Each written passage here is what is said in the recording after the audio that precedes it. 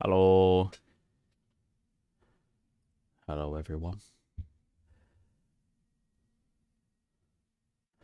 I know what we'll listen to Lofi again today. That was quite nice.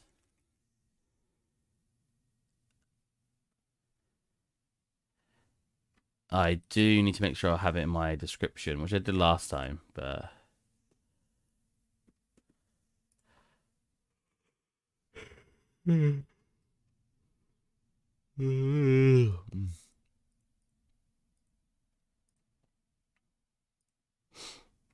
yeah, I didn't think music provided by I've not even got the right one.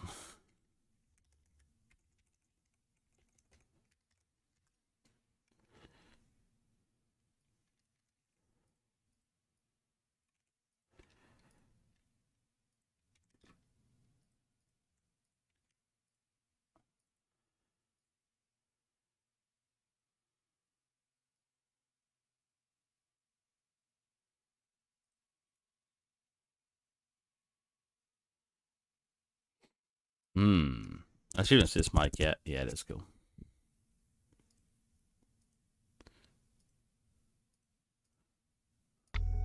There you go.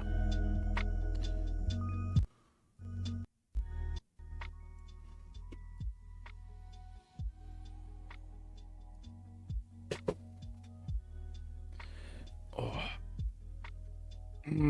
Okay. Let's pick up my project. It's a Miles that.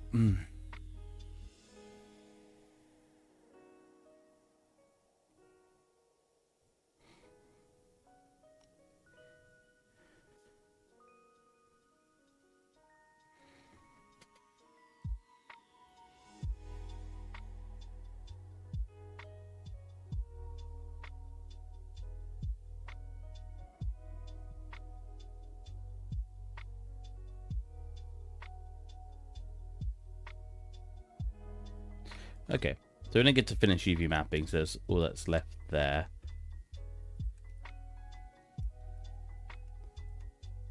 What the? Oh.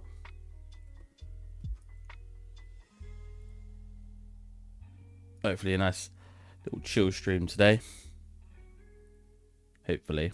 That's the dream. We chill. To be fair, I probably should start a new asset, because this is like the 6th episode. I could have spent that on the flying boat. I just, for some reason, really felt like doing something different.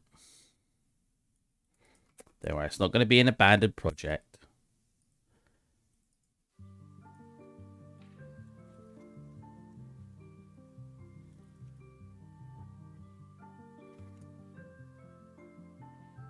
Oh. Or did I not change their colour?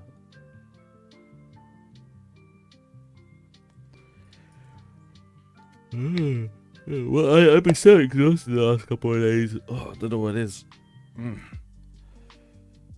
Terrible.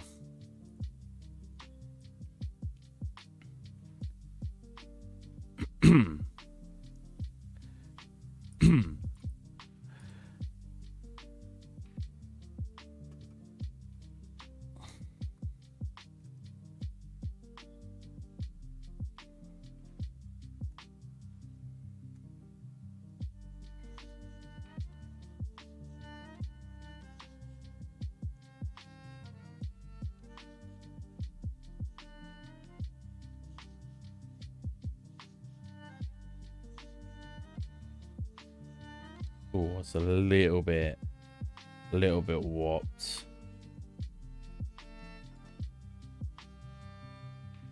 Really? It's warped that much? Because it's just unwrapping from there. I thought that would be fine.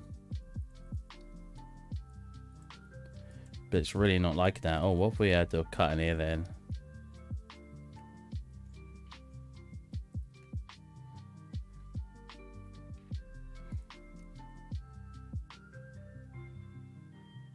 No. Oh, you know what? I wonder if it's because I need to freeze transformation.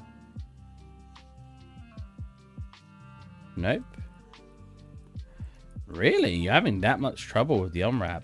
That's very Interesting. What if we cut here?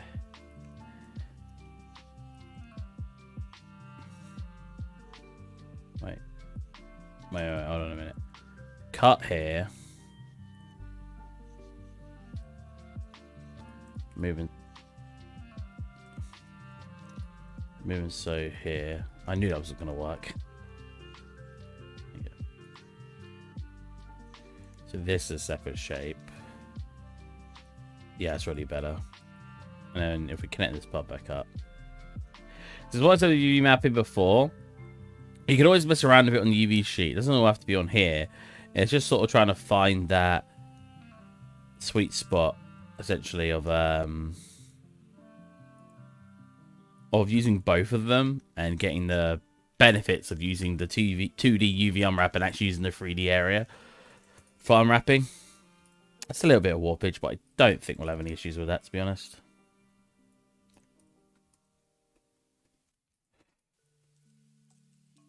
Cylinder.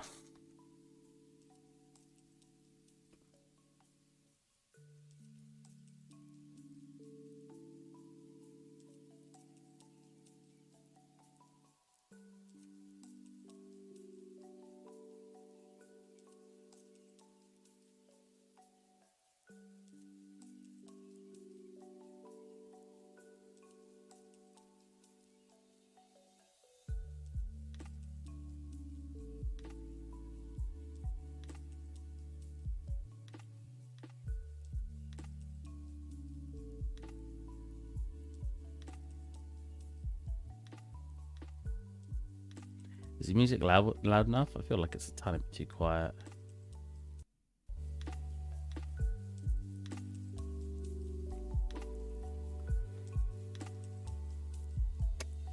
Can I get rid of all this?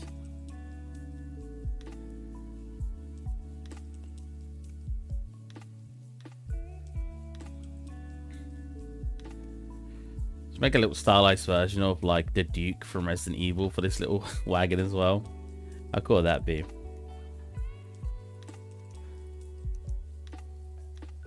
I find it really awkward with this mouse to do little small movements. That initial moving the setup, but that initial movement, it seems like very jarring. I was playing shooting games with it all last night and I was performing pretty well, but I don't know. I'm still in between if I want to return this new mouse or not. The G502. Expensive boy. Cost me what? £80? About $110.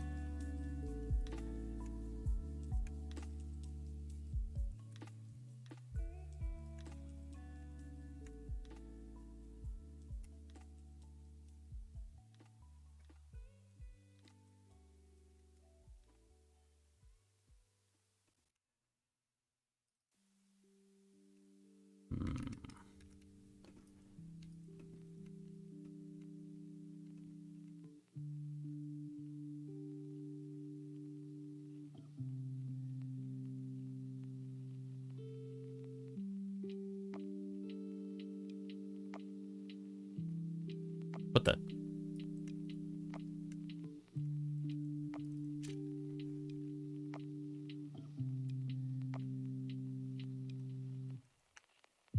Is there any overlapping faces? No. Interesting. Is it the same over here? No. Interesting.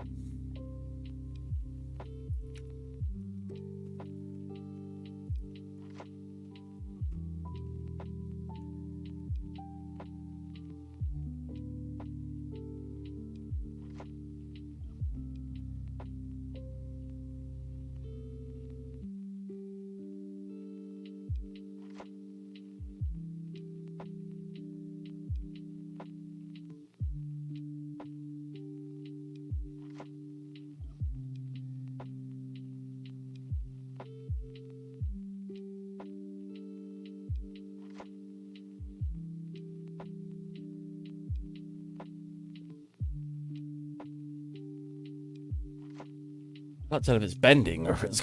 Oh. Okay, so it's too low now. Jesus. You could also adjust it like this and make it like on the side.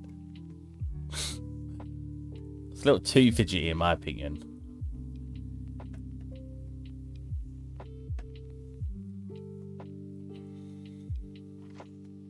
Well, that's too much now.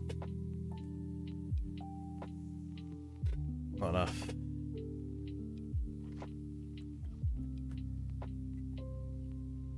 Oh god, I'm turning its light on as well by accident.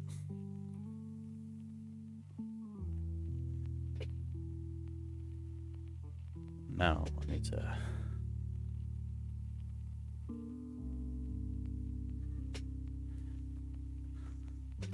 That's better. Now I'm done here. See me a little bit. When do you use Blender and when do you use Maya? For stream, I've been using Blender to do all the modeling and Maya to do all the UV mapping, pretty much. So pretty simple answer.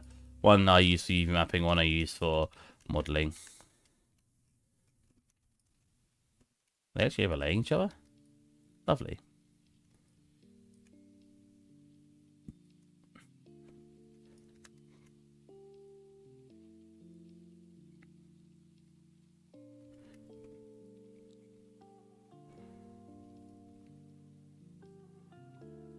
If I want to make this transparent, I might have to do an interior. Which...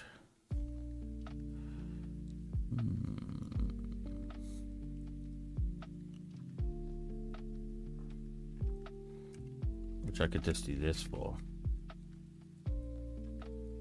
What's wrong with you mapping in Blender? I could not get the hang of it. I literally just couldn't wrap my head around how to use it. It was just not working for me. And all the tutorials I think I found just seemed to not be very helpful at all. But maybe I wasn't patient enough. The thing in Maya, and people have told me it's quite similar in Blender, but the thing in Maya is all you need to do is go modify, unitize, select it. Select the edges you want to have as seams. So this one and this one probably. And a flat one at the bottom. Boom. Boom, like that. Move so, unfold, layout, and boom. And all that shortcut base, and it's done. It's just so... I don't know if Blender feels the same speed when you get used to it, but it's just so quick.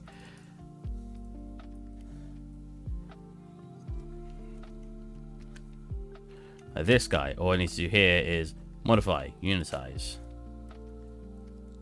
Select this face. Select this face. Select this edge. I keep saying face. Select this edge. Move it so that. Select it all. Unfold. Layout. Done. Something else UV map. See what I mean? It just feels so smooth in Maya. And because I've used Maya before, it's if I have the software available and I'm more accustomed to using it, it just feels like it makes more sense using it, right? I feel like it makes more sense anyway. Maybe that's just me. I can use both the softwares quite effectively. I'm just not good at UV mapping in Blender. Turn that off for a second so I can see the actual seams. Maya's modeling though is annoying. Look at this. This is a great example of why I don't like Maya for modeling these days. Look. Why can't I select this in between? Here you go, here. When I get to here, I can finally select that in between face. But in Blender, it will let me select it from here. See what I mean? It's only selected in the top and bottom. It won't let me select the freaking middle one until I get all the way down to here. That is very frustrating for me. Because I'm always trying to select edge loops very quickly. Hold on a minute. Why did I not select the entire edge loop there? No. I did it there. Interesting.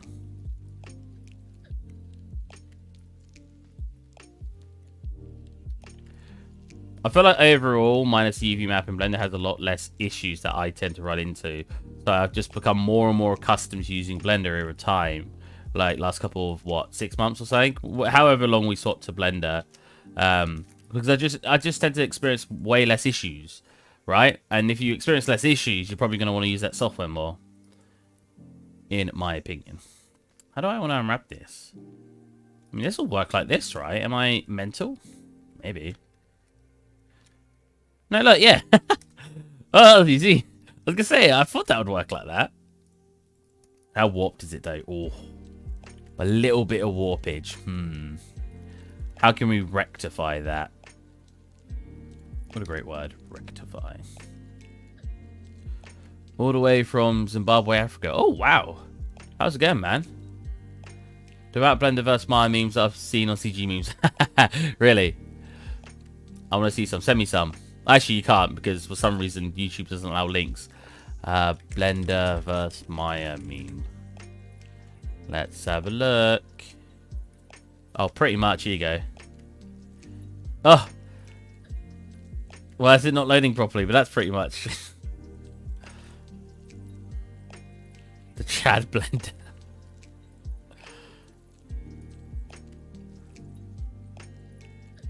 Oh, the cooler blender. Interesting. I honestly don't think there's much argument to say Maya's any better than Blender.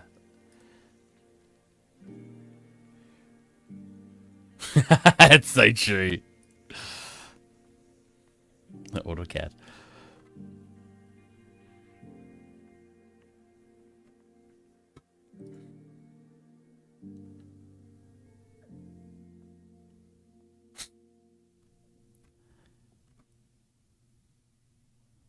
Yeah, that's how I feel. Not with 3ds Max, but with Maya. It just feels way more buggier.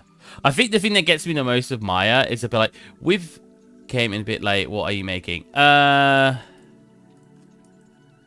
This. It looks hell of a lot better in Blender. Oh, we've got an interior as well for this part. It's like small. It's like fun. You know. If you're late, like you've not been here before, I've also been making a scene recently. I just took a small break,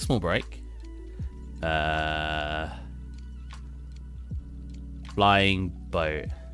Hello there. Hey, Wolf, how's it going, man? Did you know, if my mother kept her maiden name, I guess, it doesn't really work that way, but I would have been Wolf as my last name, and people would have called me Wolfie. That'd have been brilliant. I love last name as Wolf.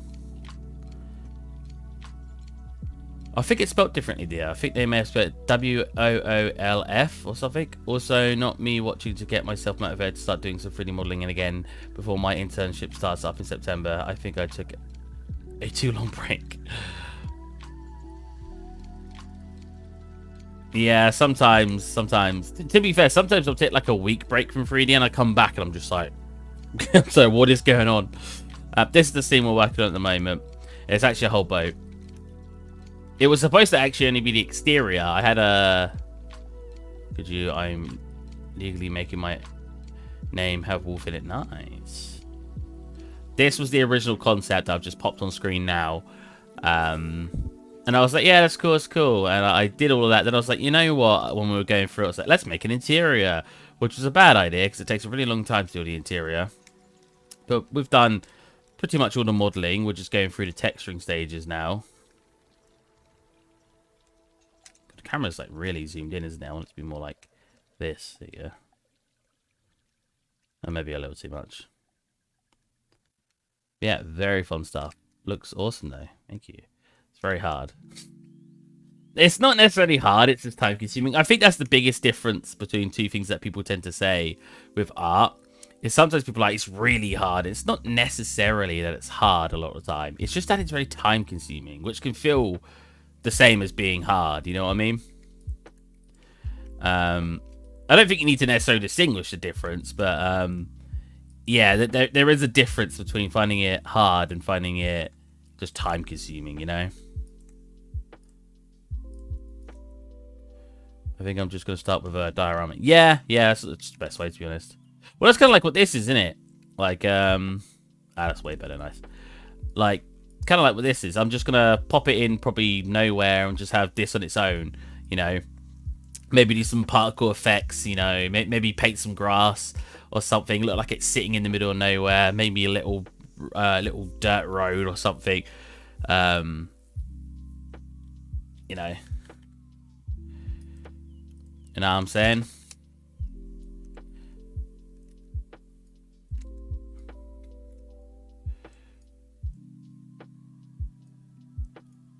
That's a bit too small of a book. There you go. Flip this one all the way around. The page is facing the character in this one.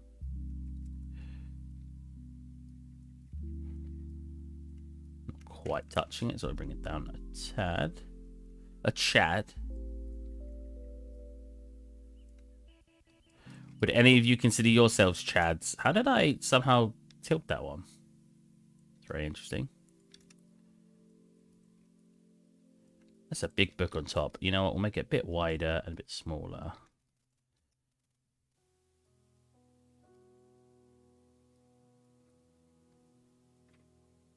Cool.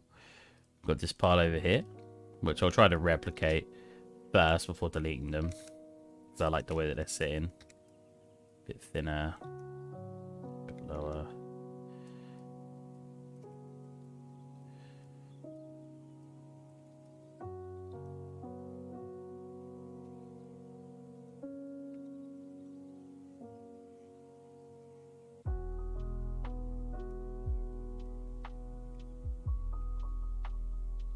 You know what's one of the most common tricks I try to show off in Maya? Okay, it's a little bit thin now. A bit thicker. I think that one's a little too thin, to be honest. I'll show you the trick in a second, don't worry.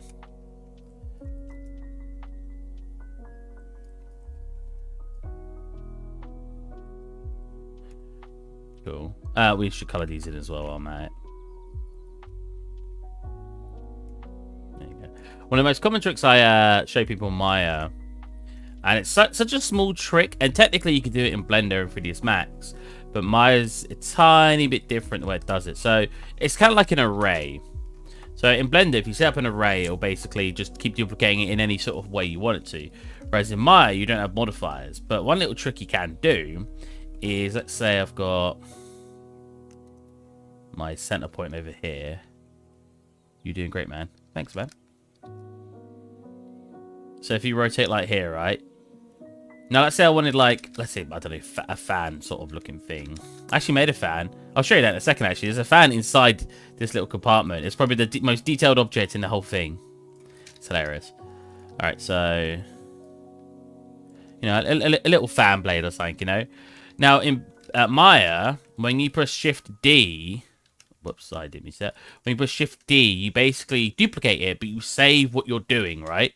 And by that I mean, so if we move it there, when I push Shift D again, it will replicate the movement we just did.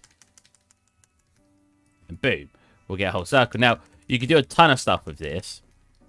If we, so just through positioning alone, if I were to move it like this, look, we'll get this wacky effects now, right? Because it's basically copying all those parameters you're changing. Another one, you could like move it up.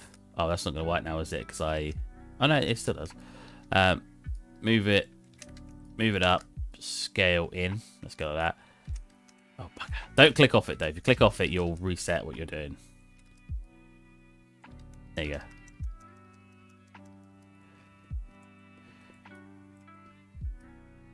And that can be super useful. Like I did it actually on one of these. Oh God, I'm using Blender buttons. My brain is like not suited for Maya today. Like when I was doing the barrels and I wanted... Actually, I did them slightly differently. The barrels actually did in a really funky way, but pretend like I did do it the way I'm about to show you. So what you can do is if you want like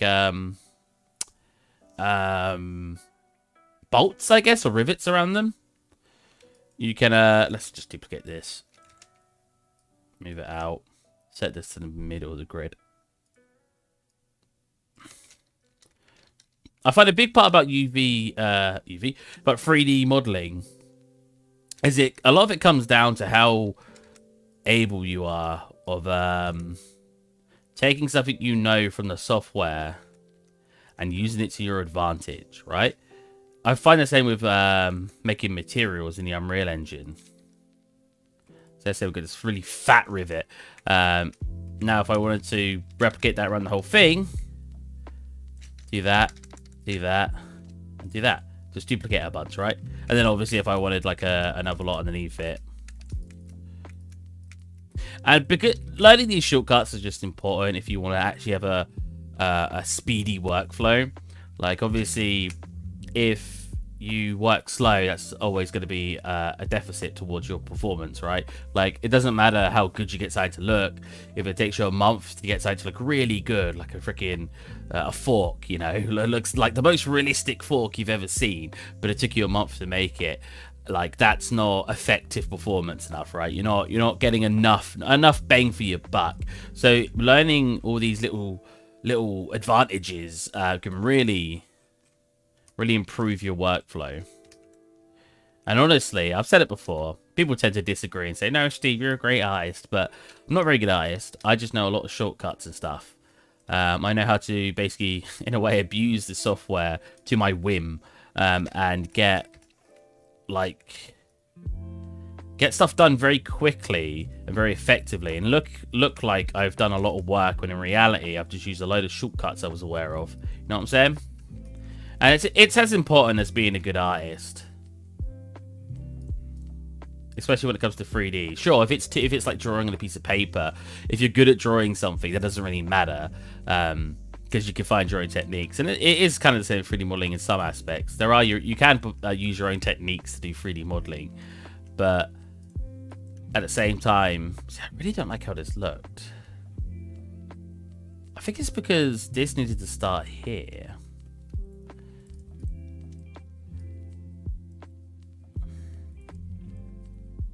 Oh my god, that is high poly as hell.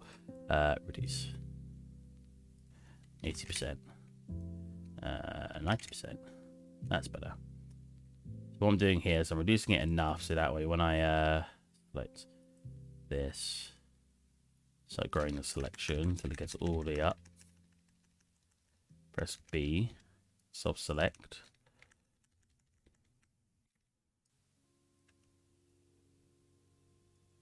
It's a big object. Too much. 180.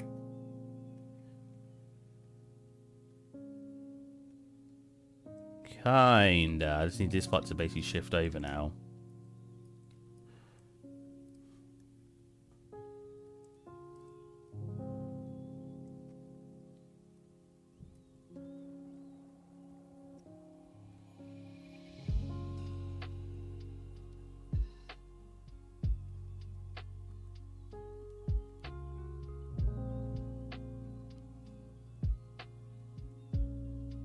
Looks a little bit better. I think it's because in reality, this will probably be in its side and wrapped around, and it just looks weird. But I'm copying from a concept art, so I don't want to change it too much.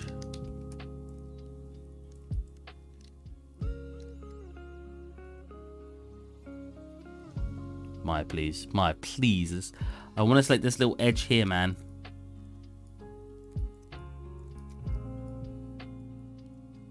Why 3D modeling in Maya's garbage.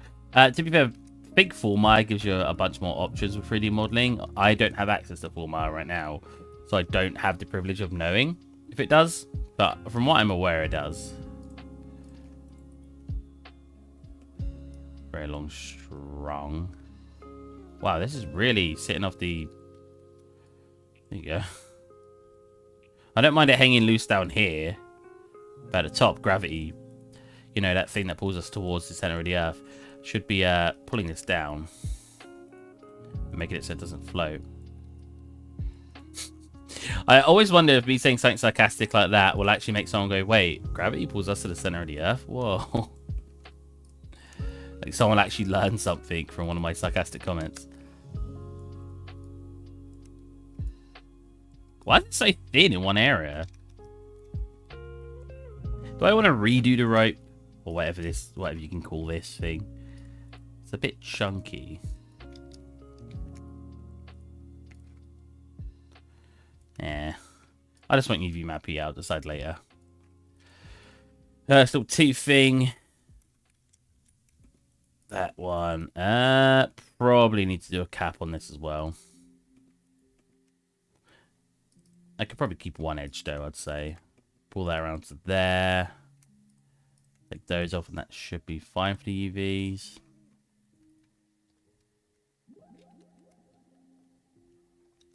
Cool, that looks good. Boom. Bone. My favorite evening plans.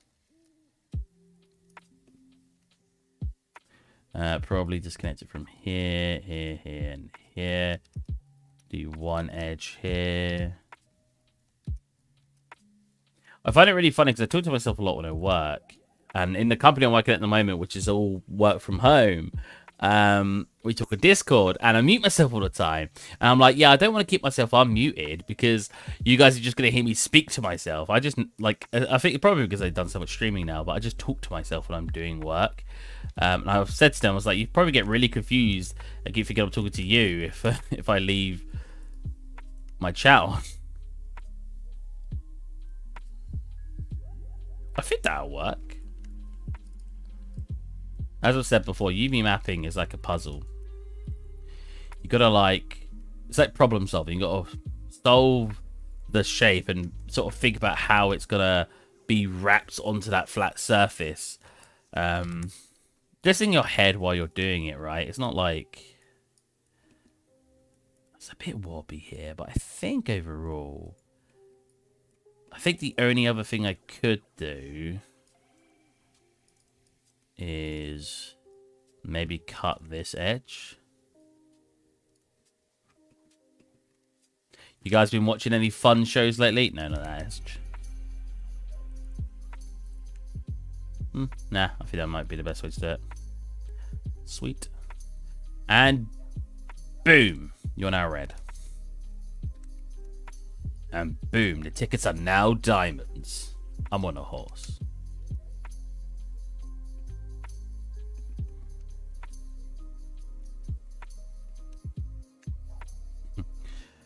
Started watching Loki. Oh, I wanted to start watching it. Do you recommend that I actually watch WandaVision and stuff first? Because I've not watched WandaVision or The Winter Soldier.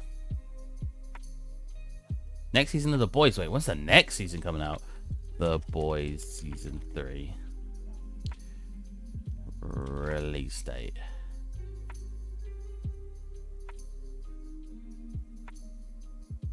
Oh, have they not got one yet?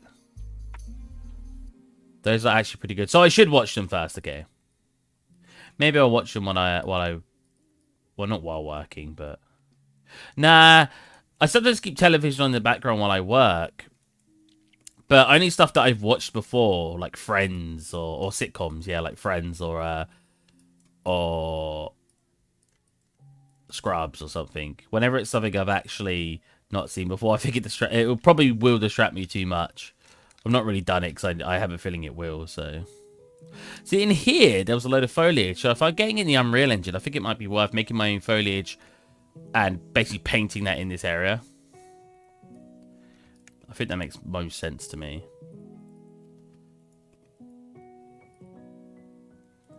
Really fun with my company at the moment because they keep swapping me between 2 different projects. And they're both like vastly different projects. And it's really fun because I get to like, 1 minute I'm working on like a very realistic looking scene, and next minute I'm moving over to like a very stylized scene. So I'm having to keep on my toes, and keep my sort of thinking,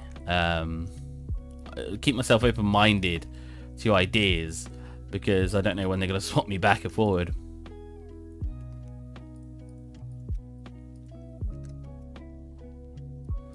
Technically, I don't need this whole table. I mean, it is just a cube.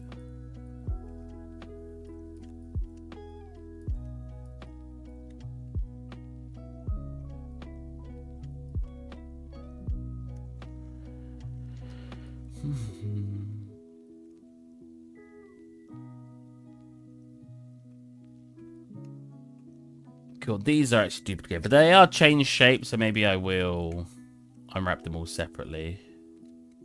Do I want to unwrap them separately? I feel like it'd be a waste of textures if I unwrap them separately. Maybe I'll Unwrap one and then start duplicating. Because when they stretch, as long as the UVs, it doesn't stretch the UVs too much, I can reuse that texture. And in turn, save us some more time. Because that's the important thing, saving a bit of time. For oregano, actually. Ha. Spice joke. Hold on a minute. How's that? Oh, of course. Are you going to texture anything this stream? Maybe. I still don't know what how I want to texture this, and that's the biggest problem right now. Is I'm not sure how I want to texture it. So I don't know if I want to do block colors. I thought that might look pretty cool. Or gradient colors, anyway. Not necessarily block colors. But I guess we'll just have to see how much progress I do on the UV mapping.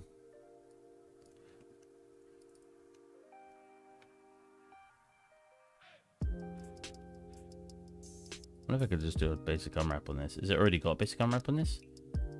It does. It doesn't look very good, so I'm gonna cut it from here and cut it from here. Hello, Exchanger. How's it going, man?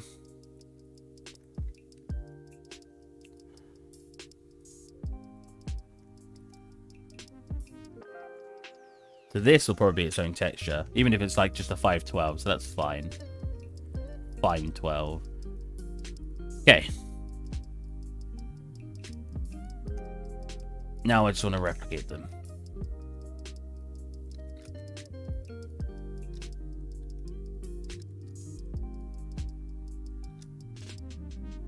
I won't make it too tall. I don't want to stretch those UVs too much.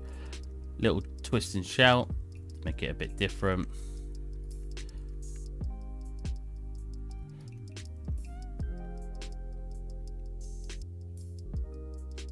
Scale this one up a little bit. Rotate. Delete that one. Then we've got another fat boy over here. He could be a little bit more stumpier. Oh, I think that's a little too stumpy.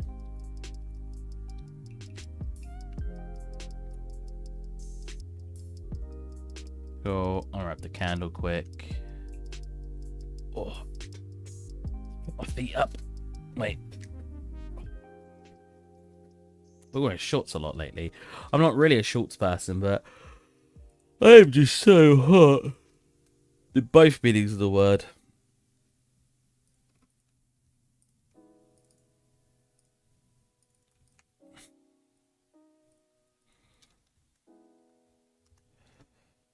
I really shouldn't be unwrapping these candles separately because I've got so many of them laying around. They could probably share the same textures. Oh well.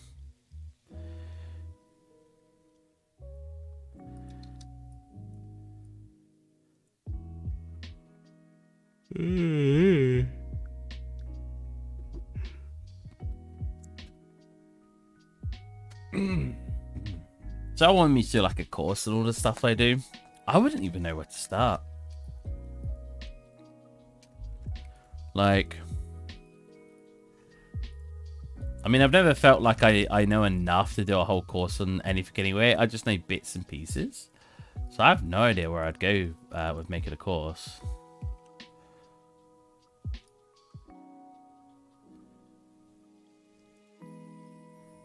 Again, do I want to make an interior to this? I didn't make an interior to the other thing. Depends if I want it to look transparent and have like liquid in it. Because if I don't need to care about making an interior at all. That really depends. I wonder if I could just get away with doing this and then doing this and then unwrapping that. What the heck did I... Oh, did I already select an edge? Oh.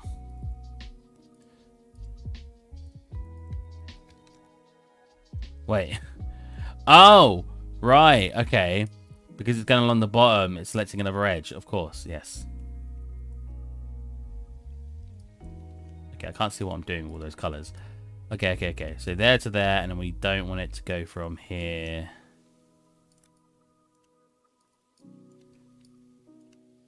to here. cut. There you go. I feel like that's not... Oh, wait. That should separate the bottom out as well. I feel like that's not going to give us good results, but we'll have a look.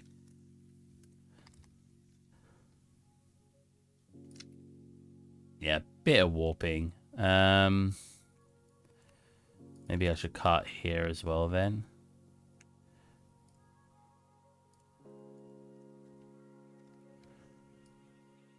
That's a bit better.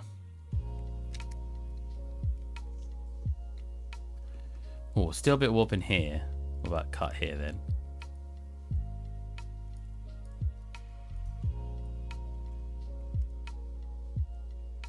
What? How did that warp it more? I guess it's because it's coming out so much. It's a bit awkward for it. I wonder if the best way... I don't think that would work. I was going to say, have it here. Ugh.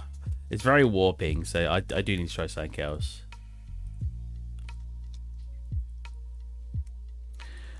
So what if we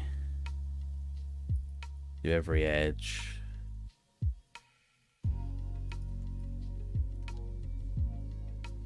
Like this. No. There you go. Cool. Do you set this edge too? Use I need to.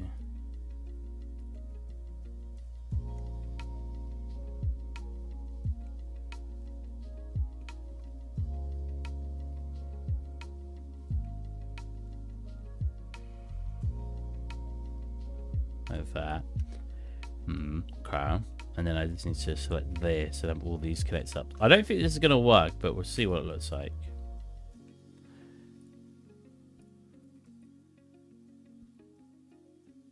Oh, you know what? Oh, apparently not very good. Oh my lord.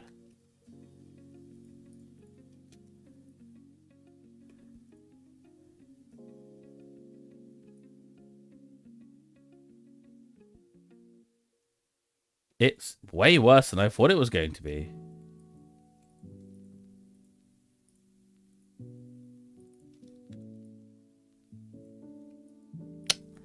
Huh.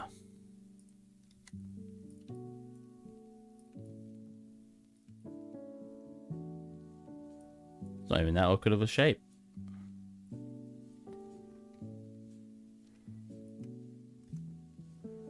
Keeping them all separate like that gives you a good result. I just thought if I had those connected like this,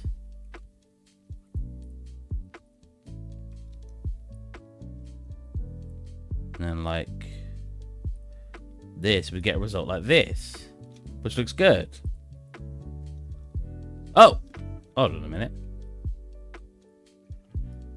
Okay, that's what I was expecting it to look like, and now it's working. So I clearly did something wrong a second ago. I wonder what I did wrong. Oh well, it works now. That's all that matters, innit? Has this got an underneath? Oh, it does. Oh, cheeky, cheeky. Don't need the underneath.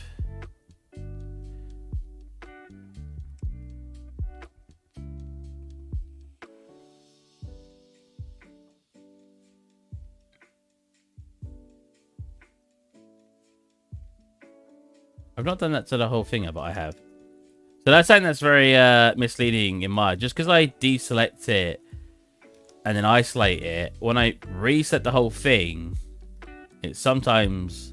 It's not doing it now. So I just select everything, and then I end up re-mapping everything without realizing. I've done it quite a few times.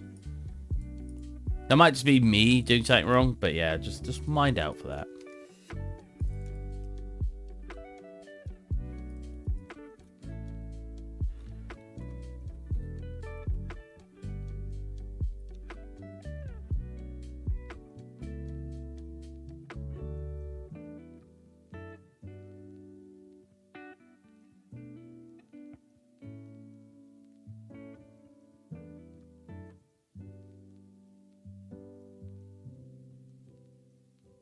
Can you not be diagonal? I'd rather you be straight up, please.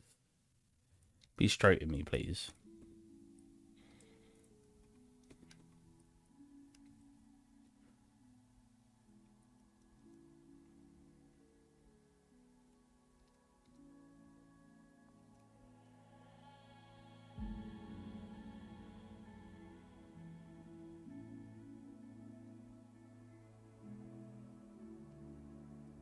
See, I could have this ship I'm making landed, right? And then I could have this sitting outside it and look like she's trading. That'd be really cool. I just have to do the same art style, which I don't know if I want to do yet.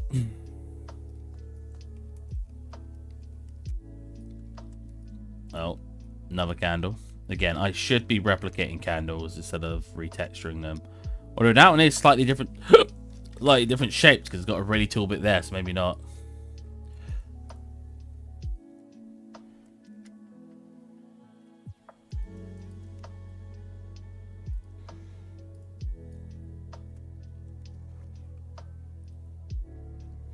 Wow, interesting shape.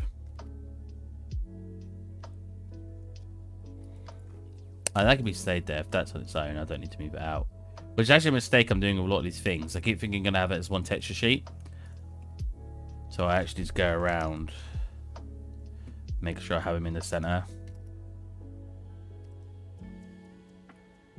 Like this. I like, because usually when I do everything, when I do like a lot of different things, like for example, if I was doing each of these separate, I'd then move one out as I'm doing it, just so they don't overlap each other. And then when I finish, I select everything and then push Control L to lay it all out. But these will probably all have separate textures the more I'm doing this, so I don't need to. Is that flying off the ground? Yes. Is that flying off the ground? No, it's not. Totally look like it was. So, for example, this in the table probably, like the table underneath probably should be one texture.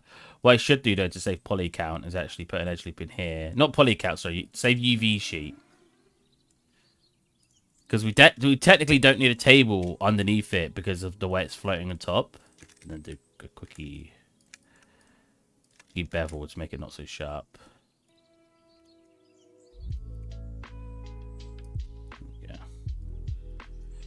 This, so then I select this and this, combine them, then lay them out, and boom, they're on one sheet.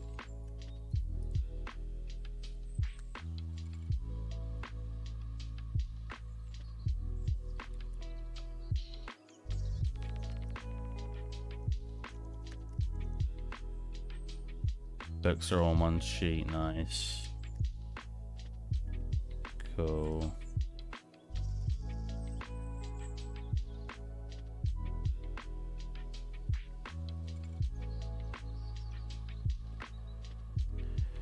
Wheels. Oh, okay. I've kept them on one sheet. See, it's like these parts. All of this, I guess, should probably be one texture. Probably all of these bits. Like that. Combine those. There you go. No one texture sheet. Now this. Do I have that on one texture sheet? Probably. Including this part here. And then make that whole thing maybe like a 4K, 8K texture. Maybe. We'll see. I have this as a texture, that's fine. This video's gonna have a lot of textures to it, but that's fine. So again, we'll separate this out.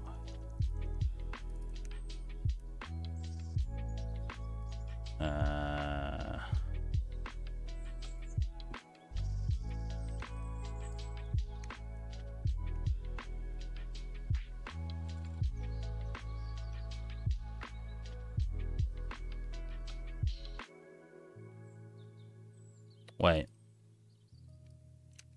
Okay, they are deleted on tips. That's what I wanted. That's one edge on each. Oh, wait, what? There you go. So that's one edge on this, connect an edge, each. Maybe so. Unfold, layout. Boom. We've got that ladder on its own texture sheet as well. So there's going to be a lot of different texture sheets for this asset. Which I don't know if this is the best idea right now. Cause at least if they're on their own layout right now, I can select multiple things and just lay them out together. So, hey, that name, I'm probably going to say it wrong because I'm pretty sure you don't say the letters like in English, but it looks like Sepalop to me, but it's probably not correct at all. In fact, I'm certain that's not correct at all. Wait, why have I coloured all this red when it's clearly not all UV mapped?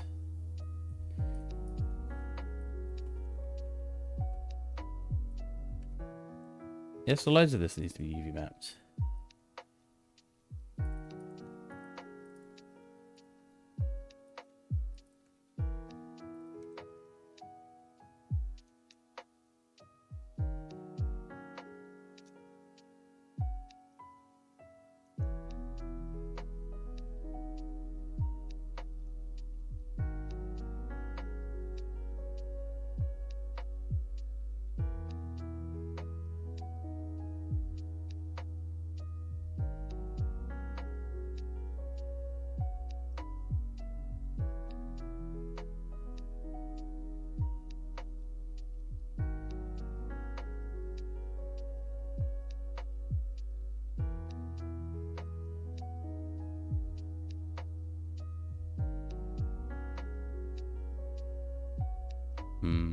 Cut here. Have that separate. Has it got a... It does. Don't need any of that. I can let you cut all of that, all those faces at the front here out because they don't show.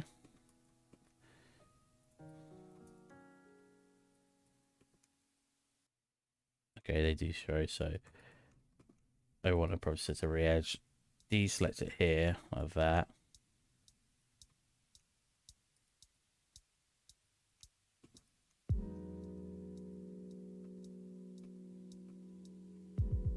Oh, it's an interesting shape. Okay. I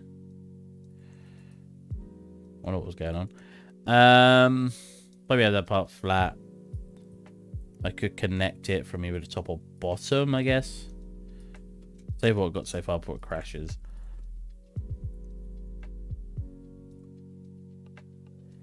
So it's such a quick to save it, but it's something it's so easy to forget to save.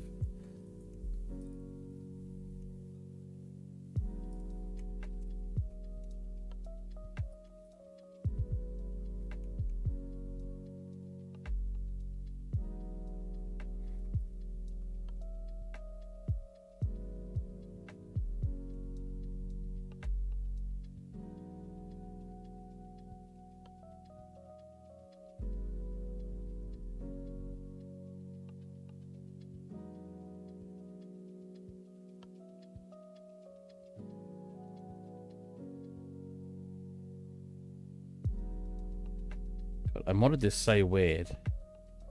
There's one other thing I'd say is a negative about Blender. Is it because of how free Blender is, you tend to make, not necessarily mistakes, but you tend to do things differently because you don't really think about how they're turning out while doing it. Just because of how quick you can go in Blender. Whereas in Maya, you're going at such a steady pace that I don't feel like that happens as much. That's probably how I want that. That could probably unwrap just the way it is, I'm pretty sure. So as weird as that sounds to Blender, because it sounds like I'm complimenting it while insulting it, that is the problem I have with Blender, is that it's too fast. It's much easier to make mistakes when you're going a bit too speedy.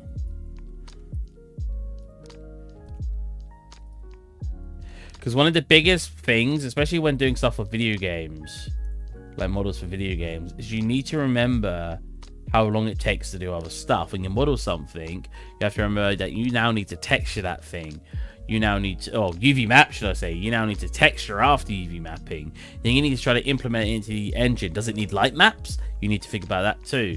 So when modeling, you should be taking that into consideration, your UV mapping and your texturing. If you don't, sometimes you could end up with like something that's going to take you ages because you didn't take that into consideration.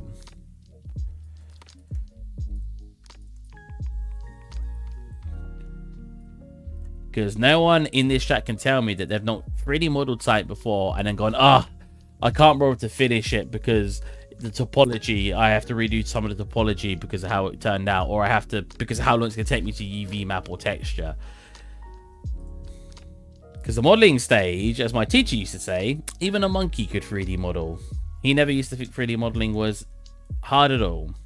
He always considered it one of the easiest things in the gaming industry. It's everything else that comes after doing that that's the difficult part.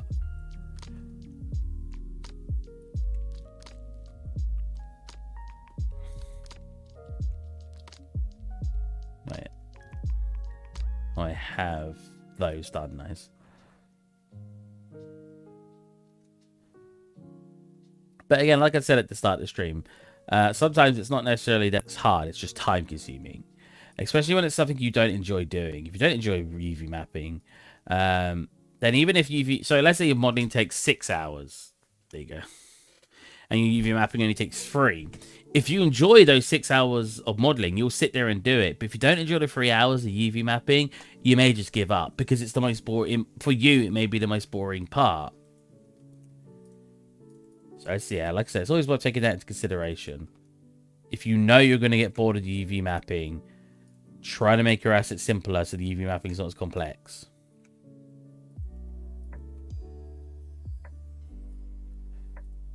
No one can blame you for getting bored of, like, especially when it's like you're just doing it in your spare time, you're just doing it for fun. No one can blame you if you don't want to finish the UV mapping or texturing, because if it is the boring part, it's hard to push yourself through that. Because it just may be unbearable for you, you know.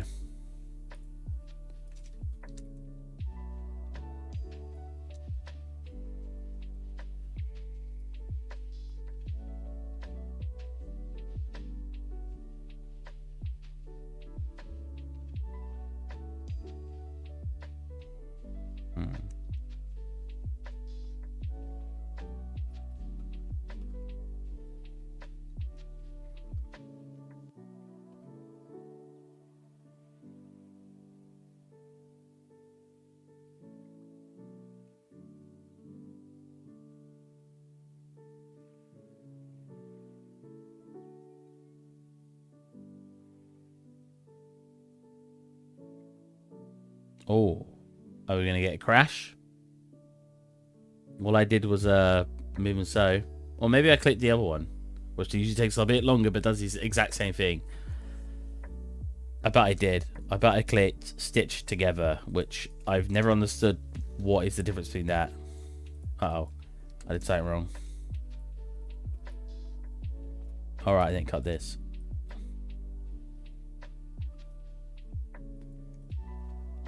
There you go.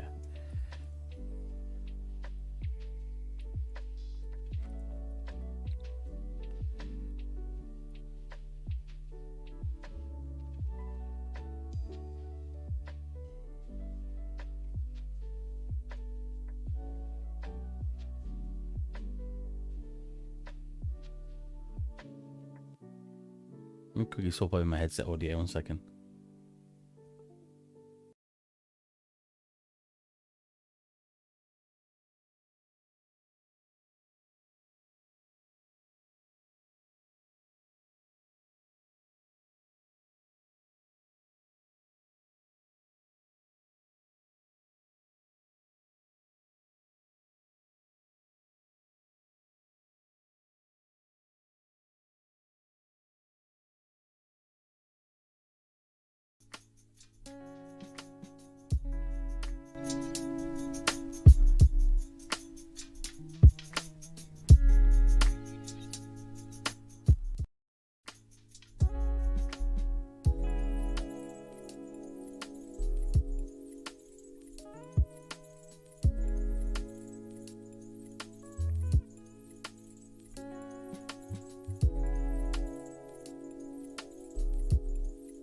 Hello? There we go. I think I made that a tiny bit louder for you guys. Let me turn it down. Ah, that's not so much better. This headset is great, but it's wireless. Definitely has some kinks. I like the wireless because I like watching. I like obviously having it unplugged and I can walk around my room, not worrying about the wire. But yeah, it definitely doesn't sound as good.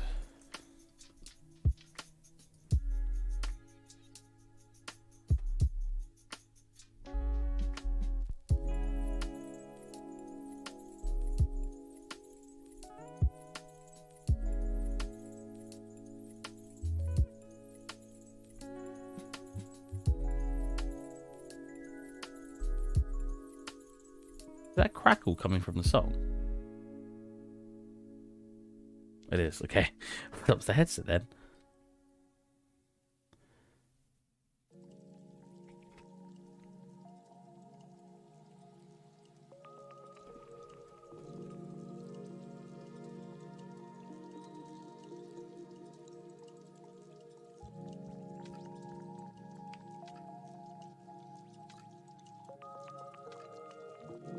Wow, the way I modeled this isn't fantastic. I think what I should have done is what I'll fix right now. Oh, it's because the bottom. It's because the way it was modeled from the bottom. That makes more sense.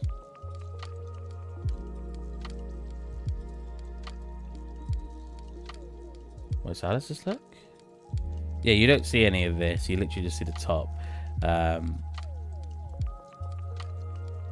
Okay, so... Well, I need to keep those for a second then. Hold on a minute. Because I need to...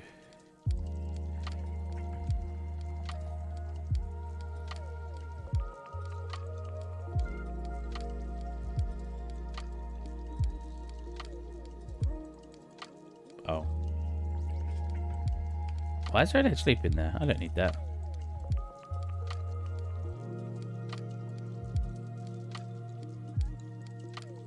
Yeah, that's another thing on Mara as well. I come over to Mara when I want to do sort of the optimization stages too.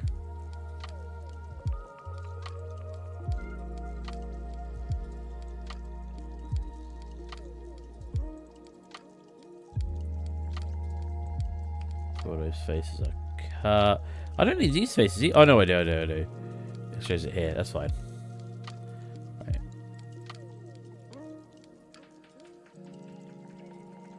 So it's a run a bit slow, so we'll do delete on type history.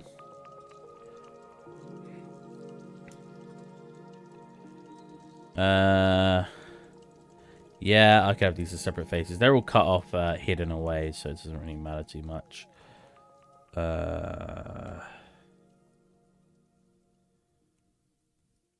Like that should be fine. I did. I slid to the middle as well. Okay, that's not fine at all. Oh. I think.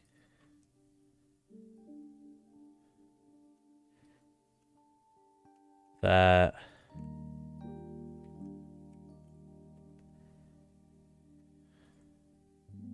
That.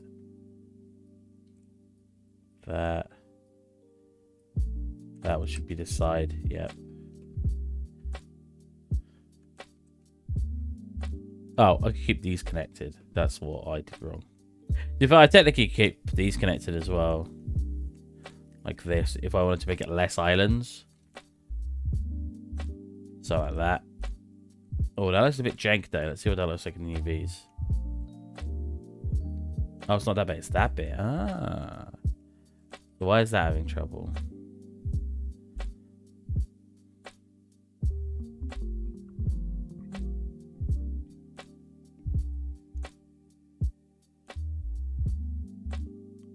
I actually have no idea why that would be having trouble, but I guess I could cut them up again. Because it doesn't seem to like that very much. There you go.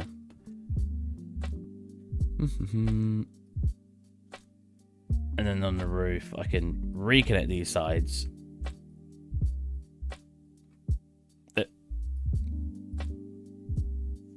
Has it got nothing to move to? Oh. I wonder how that happened. We cut all of it off by accident. Mesh. Merge. There you go. There we go. Cool. Okay, let's all those up and see if we can make one island without being too warped. Yeah, that looks good. Problem with one island is obviously it's longer. And when you're doing UV mapping, if you've got something that's really long, like the easiest example I can show you of this.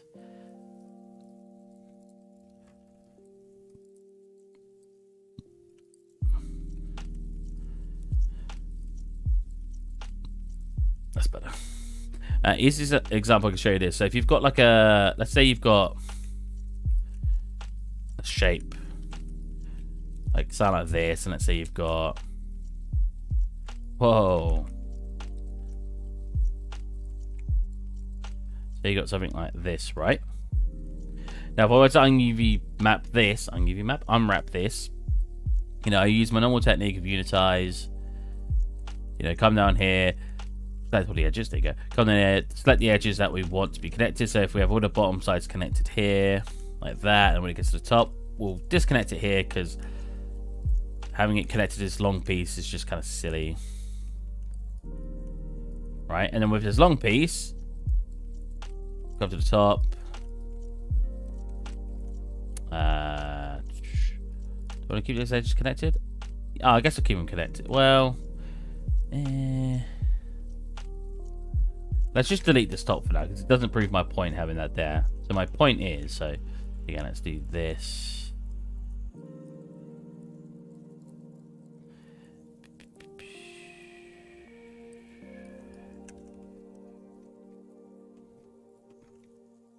There you go. Right, so now you got this shape, right? So you got this cube at the bottom. Now, if I go to move and say this, and then unfold, okay, I did something wrong in the cube. What did I do wrong in the cube? Oh, the edges didn't stay cut. Cut. Oh, I guess I should be having those cut as well, right? Cut. There you go.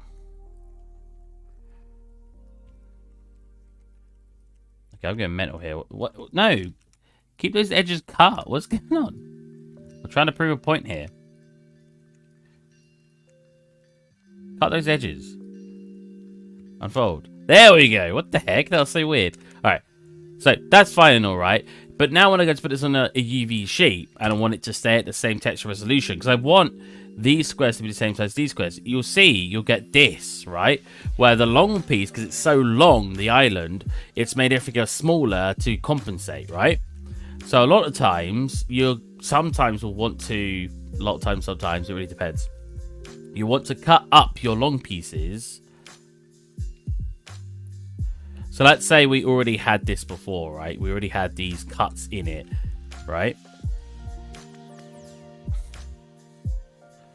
Well, that actually moves the whole thing. Oh, 500 it will, yeah. Let's say we already had these on it because we were doing like a weird bend, like shape like this, right?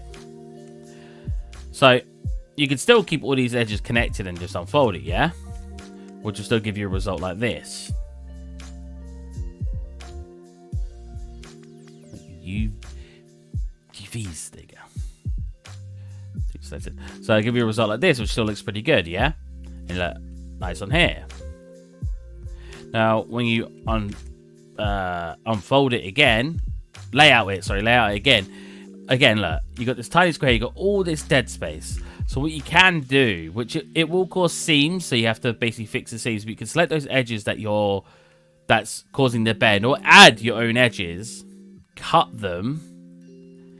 I guess I'll unfold again if we really want, and then lay it out. And it will try its best, and now we'll scale them up, right? Because they're not taking up as much length on the UV square, so it doesn't need to make everything smaller to compensate for it.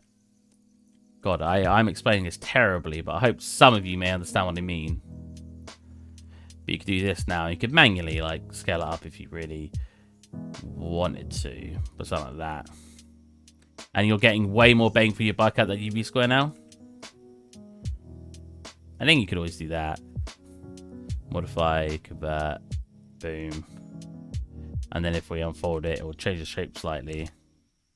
And then boom. But again, if your layout never turns out very good, you can always manually come into it and try to fix. I say fix. Try to adjust it so you get more bang for your buck at your UV space. Scale that up and try your best. Take up as much room as possible. Something like that. Just something small. Not too important, but important enough that it could be helpful knowing how to sort that out. Hold on a minute. So flying. Why is that still like super warped? What? I mean, first of all, that's like hovering off the ground, so I need to fix that. There you go. But why is that? What is going on?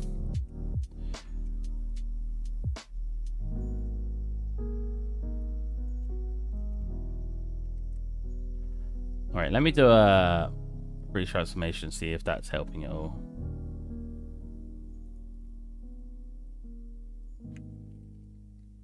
Well, that already looks a little bit better, but it's still a bit jank. Are you connected here? Yes. Disconnect any connection you have going on.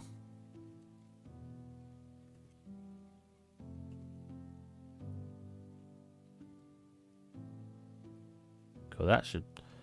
It's a flat surface. There shouldn't be any warping at all. But there is a slight bit. Oh, well. It's so minor, it doesn't matter, but it's still annoying me.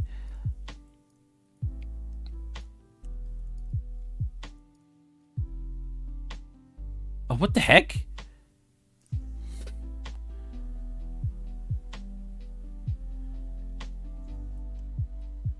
When did those faces get deleted? I'm so confused.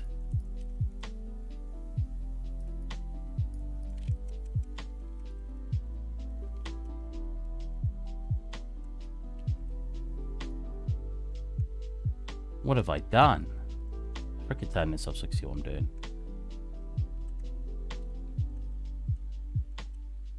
When did those... Is it... Did I... I don't remember deleting it in here. I'm going mental here. Doing silly things. Did that connect the edge? Why?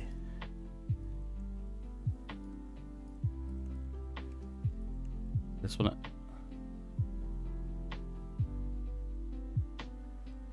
I'm so very confused. You know what? You know what?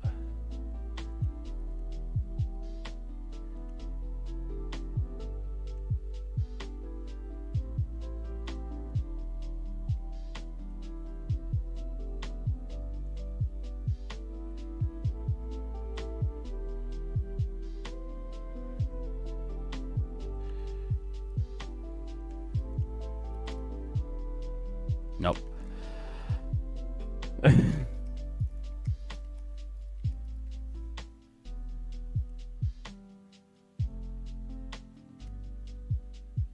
Should we pop it in for Blender?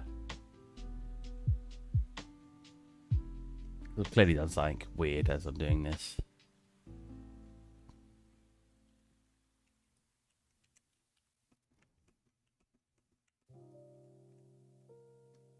Yeah, that clearly wasn't low enough down, so that's my mistake there.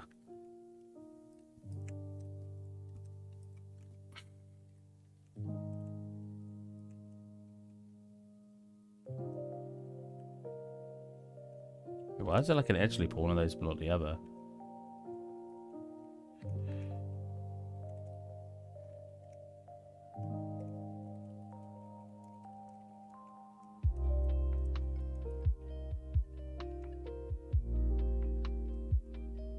Okay.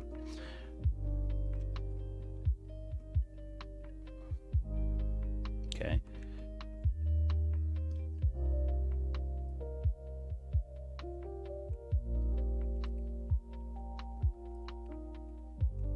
Okay, cool.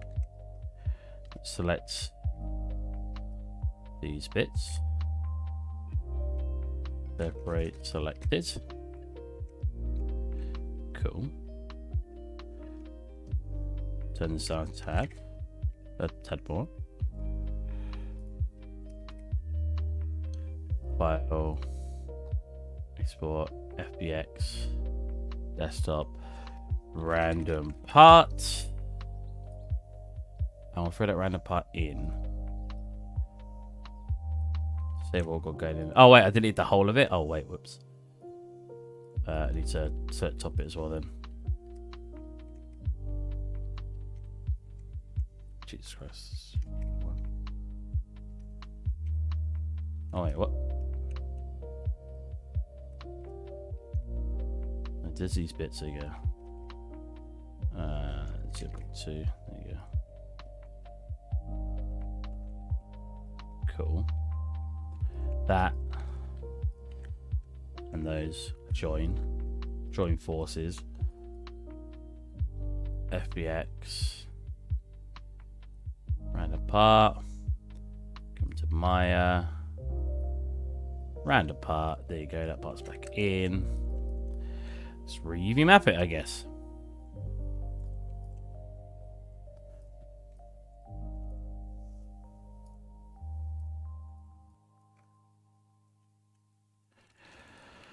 Made the texture the same because it annoys me when it's different. There you go.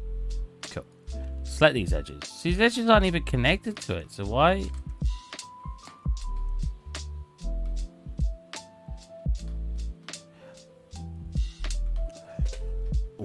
I'm so confused. Is it like that in here?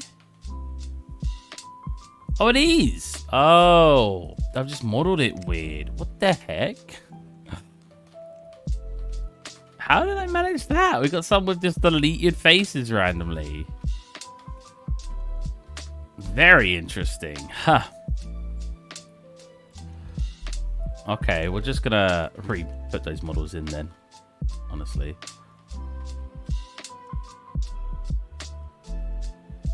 I thought I was getting mental.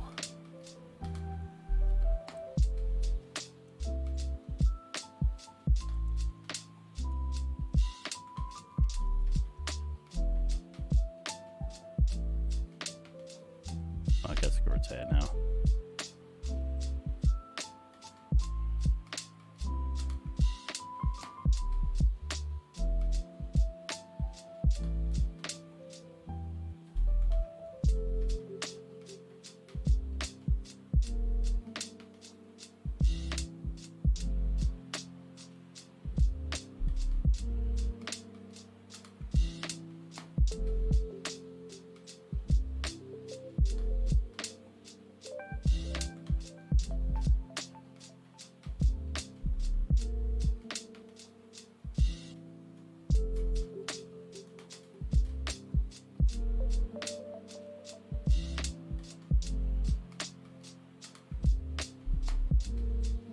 A bit thicker than that.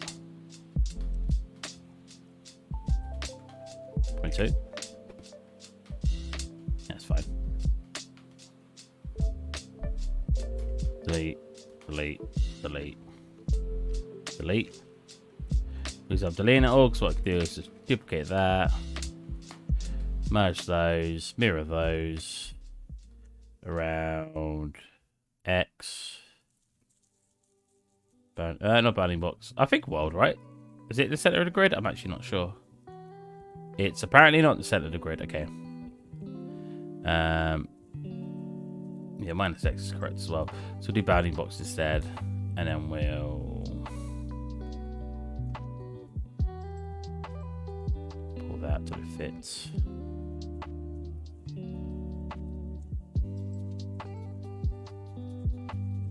A little bit more than that. I don't mind it being perfectly symmetrical because it makes it look more unique from every angle. So it doesn't bother me too much. Yeah, the fact that I made that one mesh is just mental to me. It's just not a very good way to model this at all.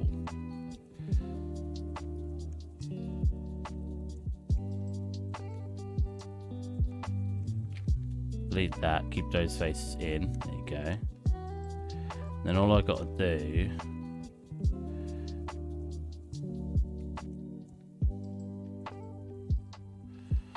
I'd like to this as a separate mesh. I'll separate this quick, duplicate this, isolate this, select this, delete everything else, bring us over. Has that got smooth edges? What's going on there? Delete every edge but the center ones. Actually, those. I think its normals are a little messed up, so we'll just go to its face. There you go. I'll smooth them. Sweet.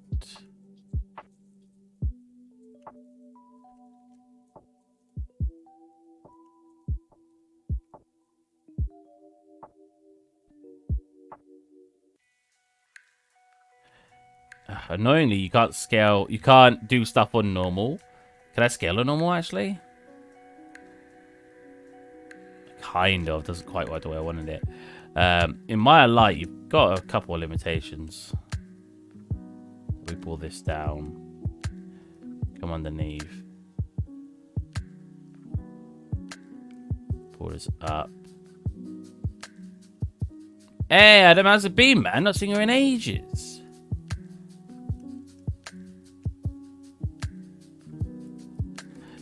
You're the one who said I wouldn't be streaming if I'm working. And I'm here to prove you wrong.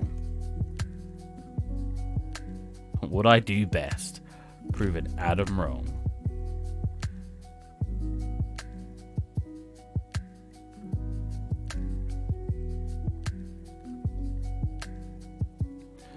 I'm not bad. Yeah, I'm super busy. How's work going? Pretty good. Work's been actually quite entertaining. I'm bouncing from like project to project. I'm doing different things all the time. Like, yes, it's been really good.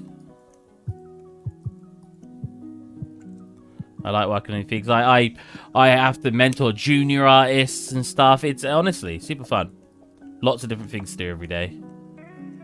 And all do it from home. Which, it doesn't make it any more fun doing it from home, but it makes it much more relaxing because I get to just sit around with my own devices. I feel like I want these to come out a little bit more. Just take up more of that gap like this. I'm gonna have to do this one on a flat surface. There you go.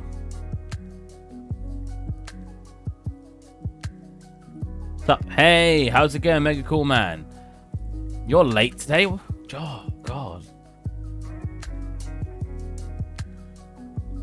There's a bit of an overhang there. Wow. These aren't connected to the bottom. There you go. That's fine. I've just been going on dates and stuff. Oh, look at you, Mr. Going on dates because I'm handsome.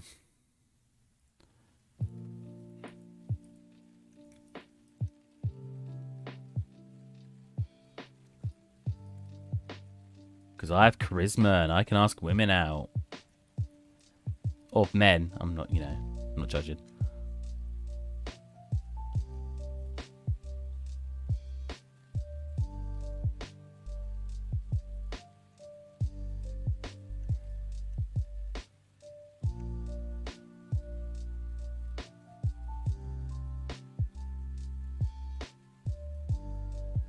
Me hungry.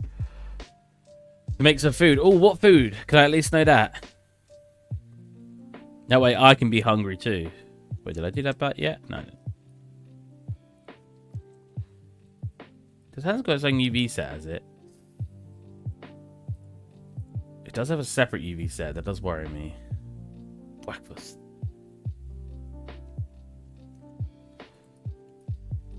Hey, man. I don't know if you're using something like Tinder, but I've had friends who can't even get a response on Tinder after years of using it. So, count your blessings that you at least get a response. I remember my mate Pete. My mate Pete was like, yeah, I've not had a response in ages on Tinder. And I was like, oh, how long's it been? And he was like, oh, man, it's been like 2 weeks. I was like, is that it? I was expecting him to be like, oh, it's been years or been months. No, 2 weeks before he got another response. And I was just like, that's not long at all.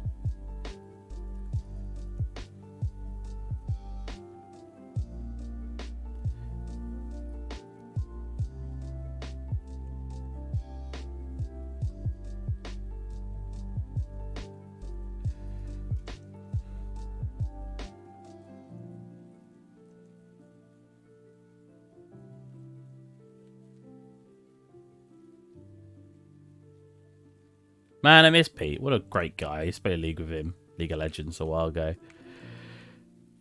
And then we started chatting a lot. I'm not sure why, because he wasn't my friend to begin with. He was my mate's friend. But out of nowhere, he just started wanting to really chat to me. And, you know, no complaints here. He was quite fun to talk to. It was just odd. It was funny, actually, because the thing with Pete is because he was my mate's friend. In university, he came to our university a year after, and I'd never seen Pete before. Never seen his face, because we played games online. And we'd never gone on video call. And so essentially, someone walked up to me, and he was like, oh, have you seen Jake? And I looked at him like, yeah, he's in the other room. He was like, oh, thanks, man. And then he like walked off, and I remember thinking, who the hell was that? And then later that day, I was told it was Pete. I was like, Pete? Like the guy we'd go online with and play games? I was like, oh, right. Okay, that makes way more sense. That's what an absolute stranger was looking for my mate. And somehow, because the way he spoke to me, he was like, oh, hey, Steve. And I was just like, hi. Like, Because he'd seen me before on camera, but he'd never been on camera. That was quite funny.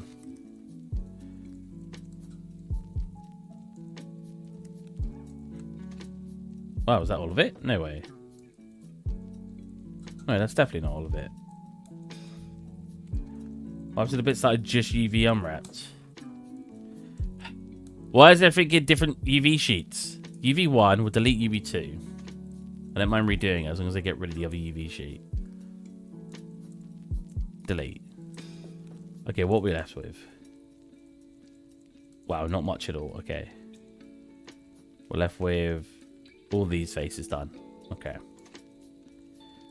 This part of the mesh is taking me way longer than it should have done. I know I could have actually just copied these over and that would save me time, but what the?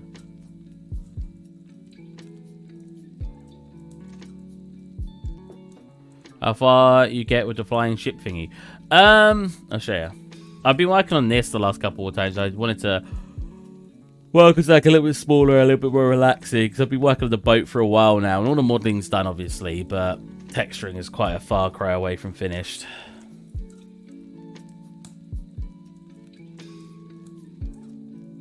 But I could use this prop in my scene anyway, somewhere, like the boat. So I'm not too fussed.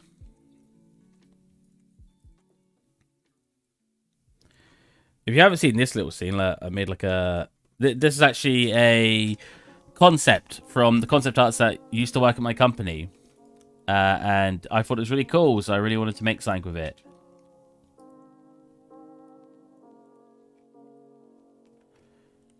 I feel like the split there's a little too thick. There you go, it's better. And if you've noticed, you can take that away and look, there's actually an interior. Yeah, I'll get it done eventually. I just want to, especially starting a job, I want to take a little bit more relaxing, you know, for now. Loving this asset though. Thank you, thank you. I don't know how I want to texture it yet. I'm still in between. I can't remember the last time you saw this, but so obviously the boat. We got some stuff textured in here now. Not a lot.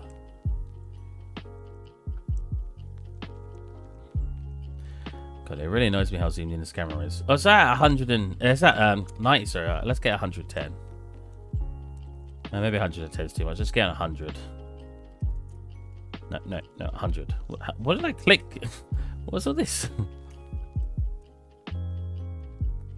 Little map over here.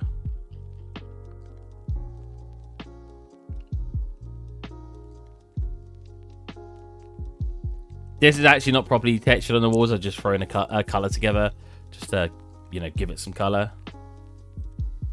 I could probably do that in the other room as well if I really wanted to.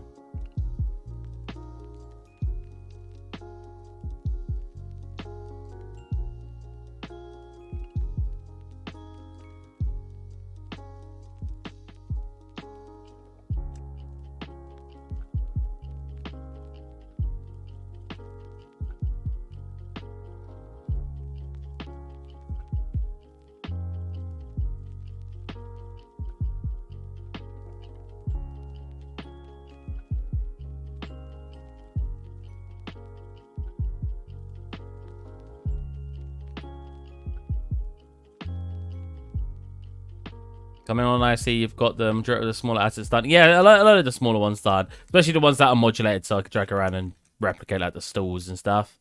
Saves a lot of time. Like, so many of them just sitting over it. Oh, more wood.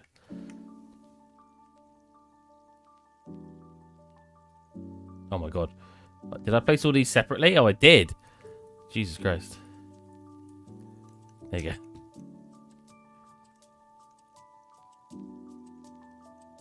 It looks weird. I don't want to colour that in yet. I can colour this in.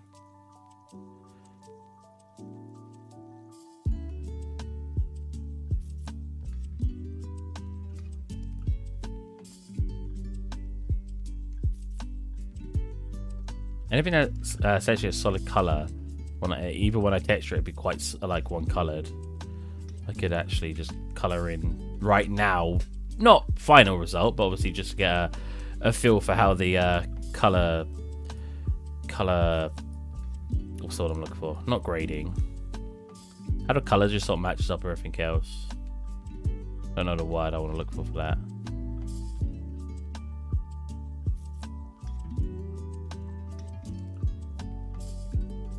Oh, wrong one.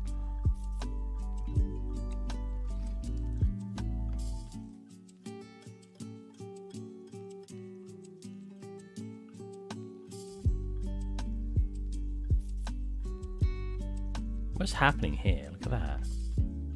The normals are flipped at the end. That's very strange. Wait.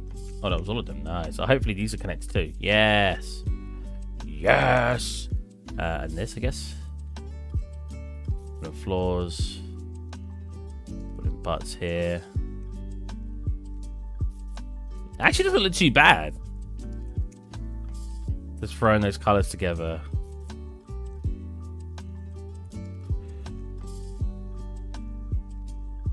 I'm actually pleasantly surprised. I thought that was going to look awful.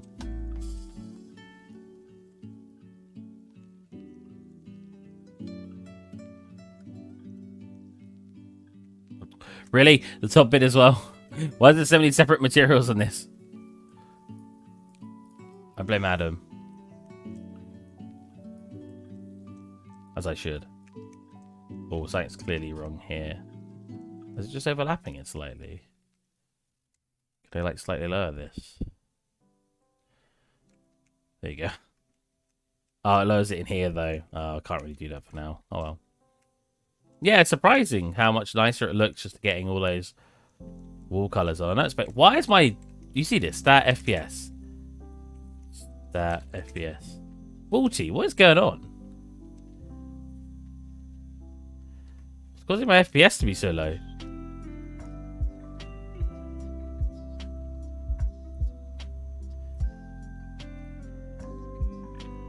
Is it still the dynamic lighting? Oh, it's probably all the point lights that I got going on, right? Yeah. Because they're all dynamic at the moment. But it's just to help get it some light at the moment.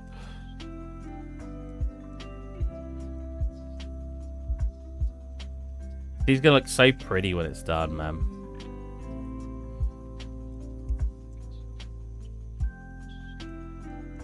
So excited.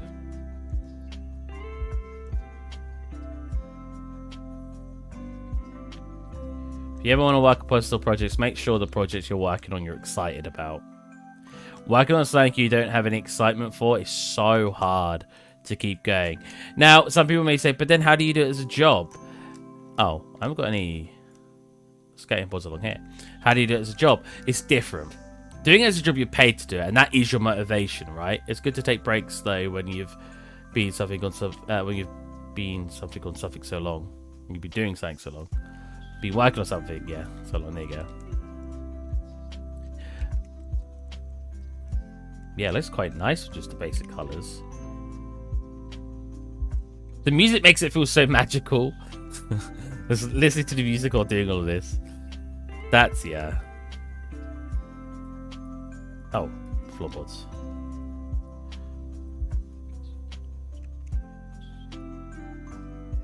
Will the ceiling be wood as well?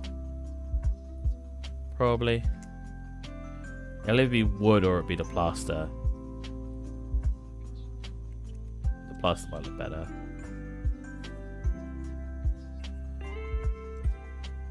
Maybe that's what I should do. Just colour everything with the basic colours for now, just to get a feel for the scene.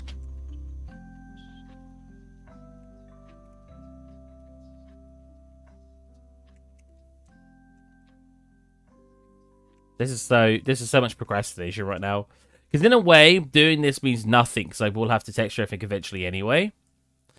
So, is that procrastination? It helps me identify what I'm doing with the scene. But would you still consider that procrastination?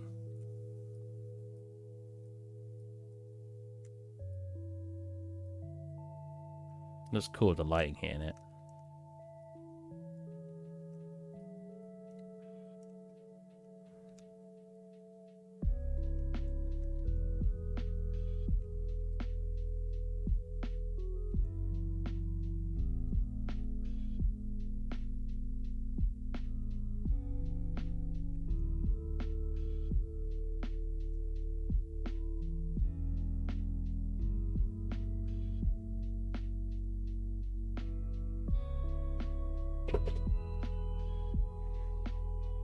Hold on a minute. There's a barrel there that doesn't have a texture on it. Oh, okay. Wrong barrel.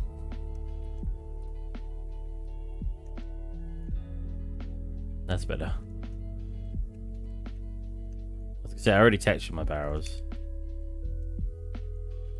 Oh, it's so pretty. It just looks like it actually has color now, which is magical.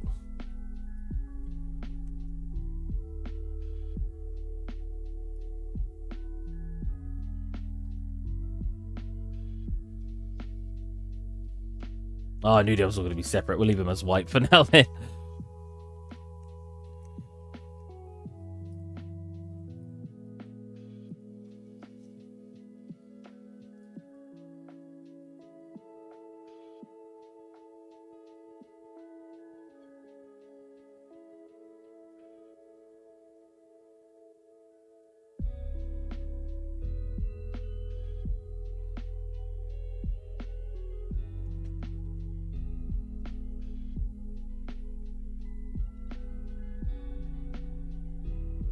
Pretty sure this is supposed to be brass, but it's fine. We'll just put down that for now.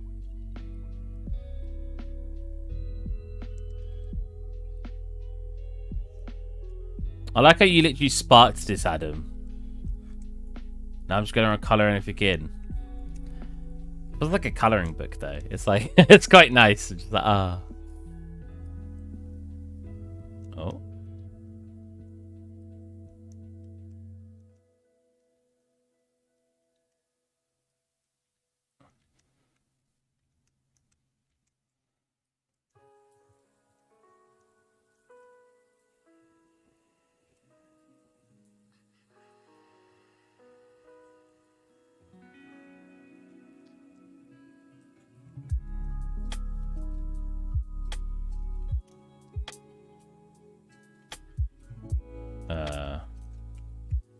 I'll leave that blank.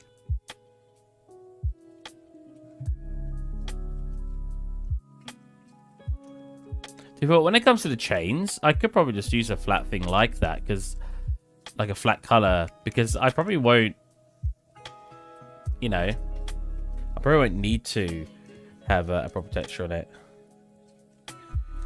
I still don't know what I want to do to the base surface of this. It's actually very awkward to think about.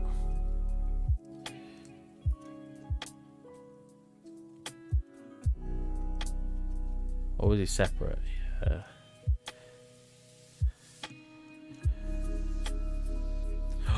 Wait, how separate are these? Oh, okay. Only the first one was like separate.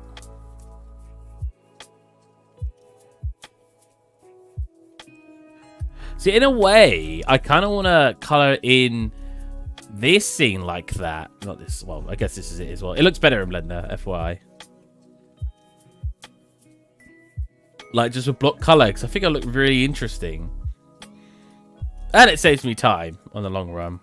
I don't care what people say about how pretty base color looks. It's a very good method of saving time as well. Because it does look good, and it also saves time. It's like a double whammy, you know?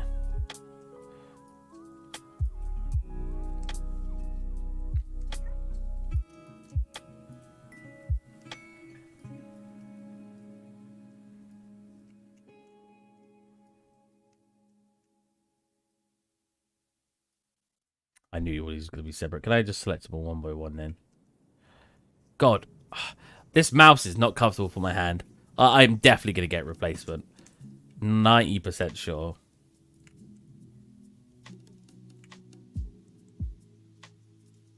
This is for those of you who wasn't here a second ago.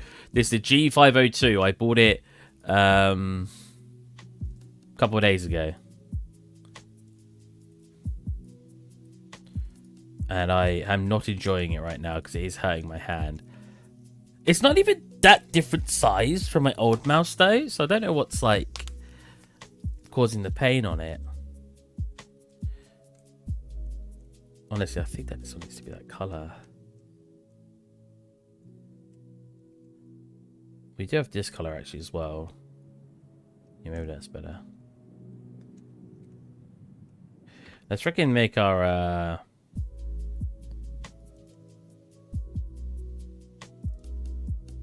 metallic, yes.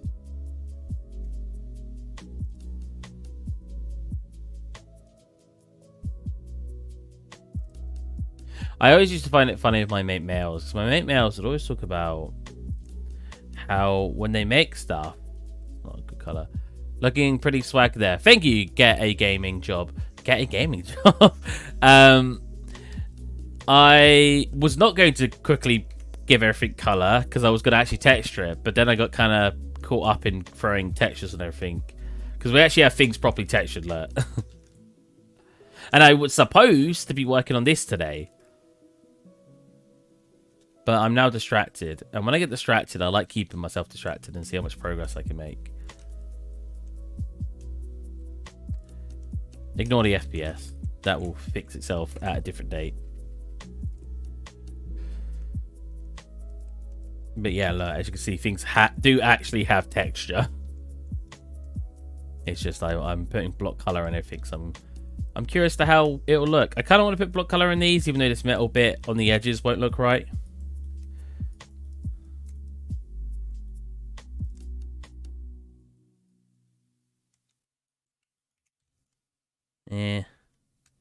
Oh. We have a mug here that's not the right one. There you go. Mug. How's it going? Get a gaming job. Is there a homemade skybox you have there? No. That's just like nothing fancy. I just got a sort of a sphere, threw in a normal map displacement and made it so it kind of looked like clouds. They're not. I'm going to change them at some point. I was just like, wanted something for now. So look, when you move it, you get like it changing shape. And then I got a Fresnel on the outside to make it look like it's more transparent as you get to the edges of it. I mean, when you're inside, it probably looks fine. You're not going to really care too much. But yeah, I want to get a better sky map at some point. Just placeholder for now. Same with all these colors, right? All this is placeholder. I will texture these soon. But it does make the scene look a bit more appealing to look at instead of all just grey. So has your name come true yet? Have you got a gaming job? Is this music really loud all of a sudden? My ears feel like they're exploding from volume. Yeah.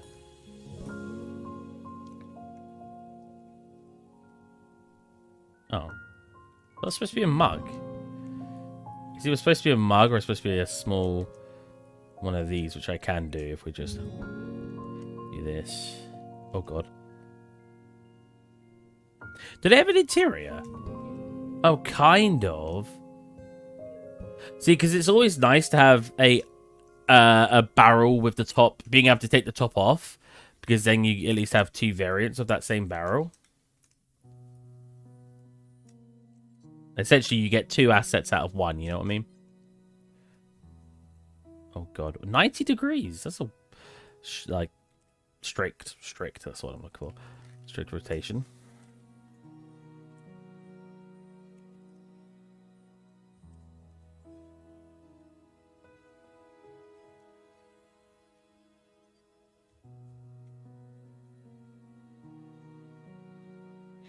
See, that's supposed to be like a bamboo, but bamboo's like green tinted. But again, I don't want to make too many random materials because we're not going to keep, like I said, we are going to retouch these, so we don't need to think too hard about this kind of stuff. Oh yeah, I was in the brass.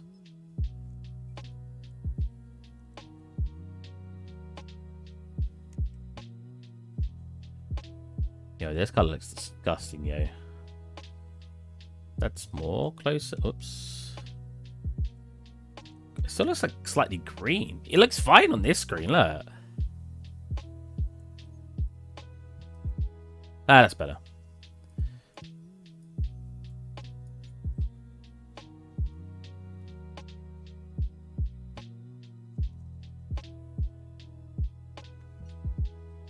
Although that's great. I am actually narrative designer. Ooh. No, it's gonna sound mean. Man, that's not gonna sound mean. It's gonna sound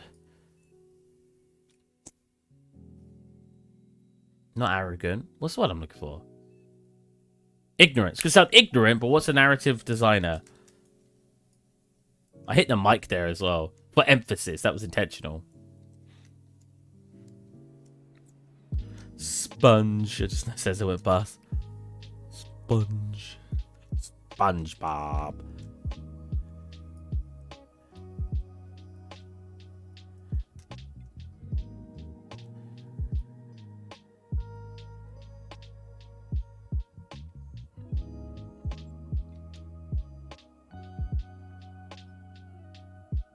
There's the door hand. Oh, what? Why are these spots separate? Oh, here you go. See, there is a nice effect you get from this, right? Not just me, right? Like, look at everything with block color. There's something about it. Wow, it looks like a cartoon, proper. Something about it that's like somewhat appealing.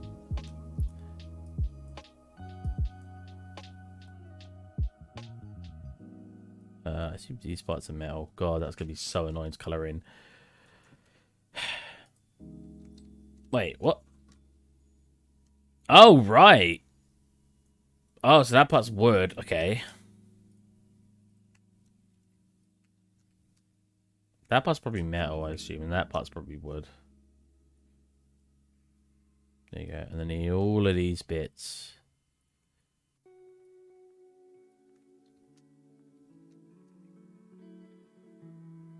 How's work been going for you, Adam?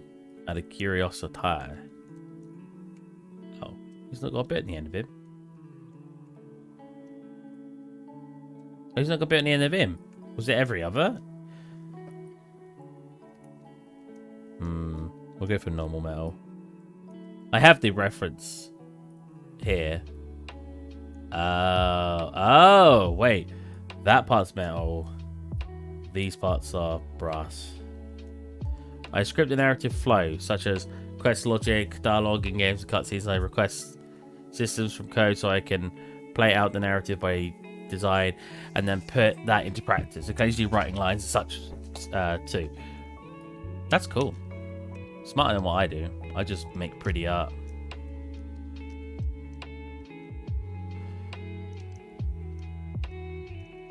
I make pretty art, you know. To me, it's pretty. Not everyone else would agree it's pretty.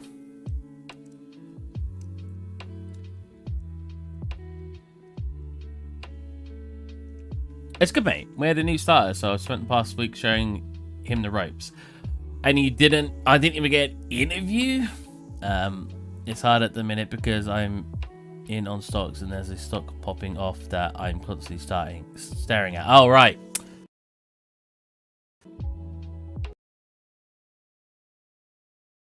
Unplugged my wire. Oh. Whoops. I accidentally just unplugged my microphone / headphones. It's not the longest wire in the world.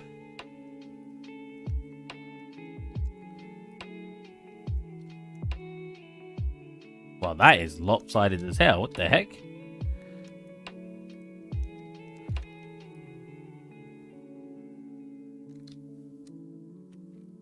Yeah. I think he got, just before you, he had his 3-month notice with his old job, remember? Oh, right.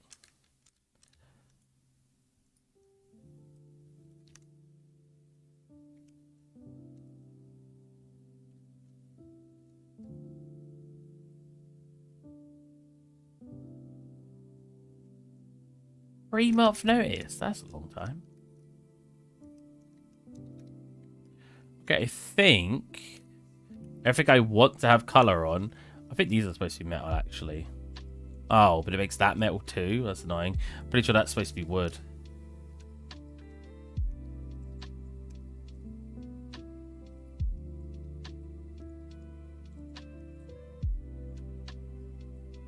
Yay! We have block colour and everything.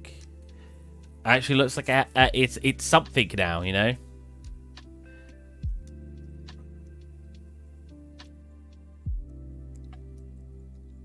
Especially this room. Definitely gives this room a nicer feel. I actually have textures for these now. Can I not just take it from down here?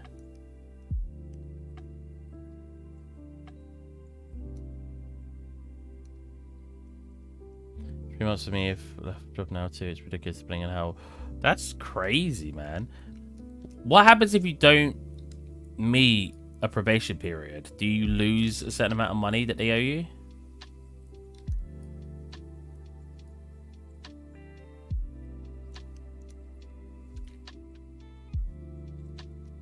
Let's just do all of that. Okay, that's fine. May I ask what the individual props are? You make shapes like in Blender and then build it together in Unreal, or do you make larger props who need materials, maps, or something? Let me read that again. May I ask what the individual props are? You make shapes in like Blender and then build it together in Unreal. Oh, wow. Actually, it's a mix of the two. I get what you mean. Mix of the two. It really depends on what I'm making. Sometimes it is like that. Sometimes I make it all in Unreal. This ship was made all in Unreal to begin with. I'll show you in a second.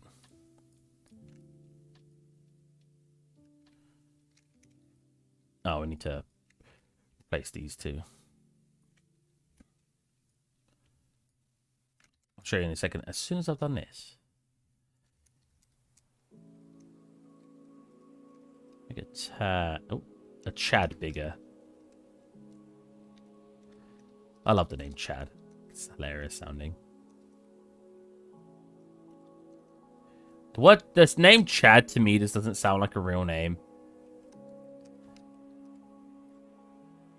Is it not a real name? I actually have no idea. I just always hear people called it when they're like the Chad. The big boy.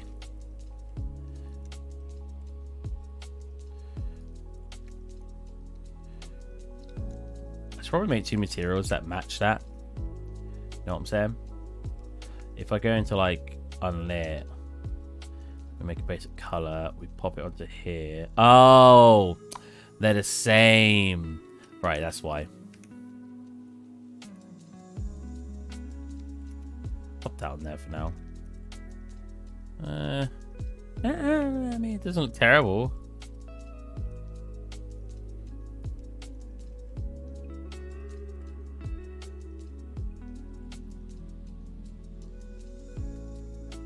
It's funny because there's some people I could like do this to. Send them this and be like, yeah, look, it's done. And be like, oh, okay. And they won't question it. These look so out of place because they're the only things with textures on it. That's actually like the environment. Interesting, interesting. What color do I want the bed? There you go. The rope. The chains. Once again, I will show you what I just said I'll show you. I'm just caught up right now. Paper? Yeah. We got white. There you go. Paper. Bottles, yeah. Blue. That's fine. This is quite fun. It's actually the most fun I've had in a while doing this. We actually have to do all these books up here too.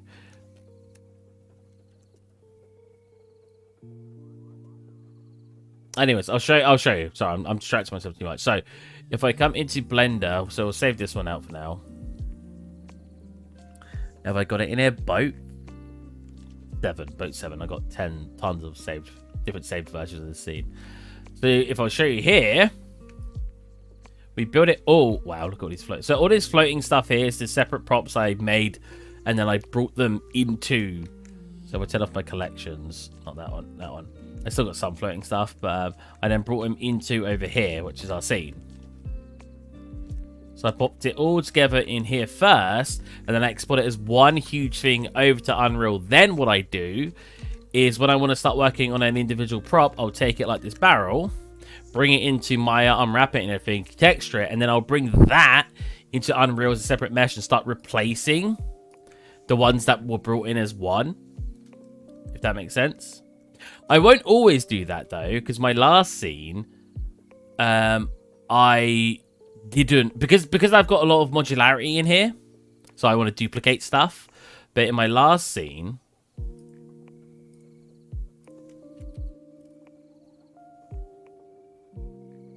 when it loads, These are very good questions, to be fair, because it's I have so many different ways I do things that when you ask these questions, I can be like, oh, right, so this, and I can explain it. Because I don't think about explaining it, you know, when I'm doing it. But when I get specifically asked the question, it helps me think about it more. You know what I'm saying? No, silver.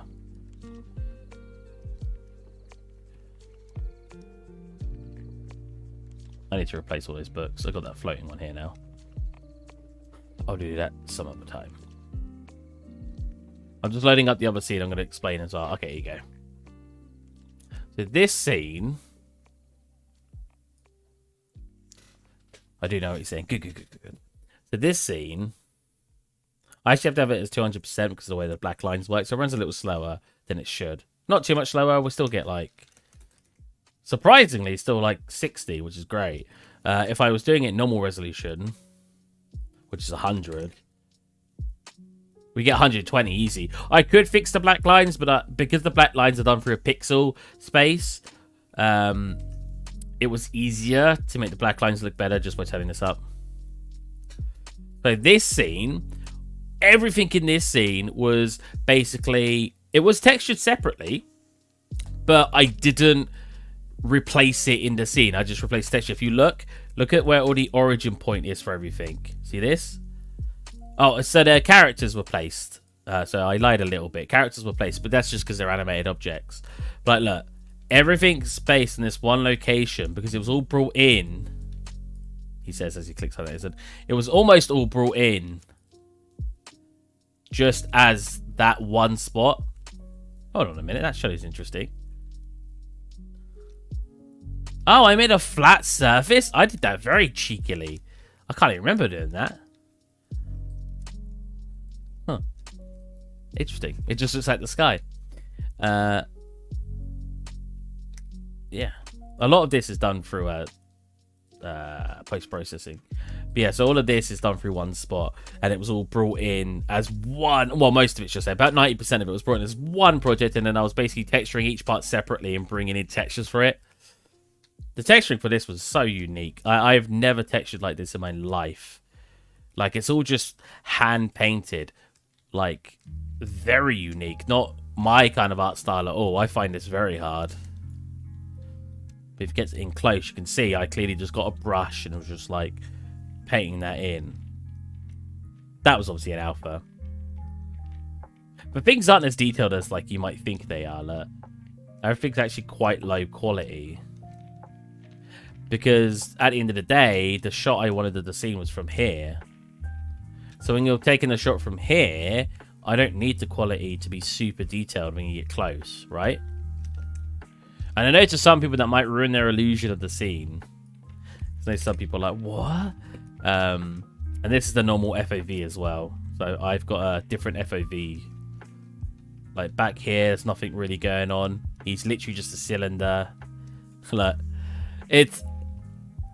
Thanks for answering. I must be off, but I'll look into your videos later. Your style is really cool. Thank you. Oh, yeah, I forgot. I didn't even give him eyes because you couldn't see him, so there's no point. Oh, yeah, neither does he. Oh, man. The things I did to save time on this scene are quite phenomenal. If I actually simulate it, you see everything moving.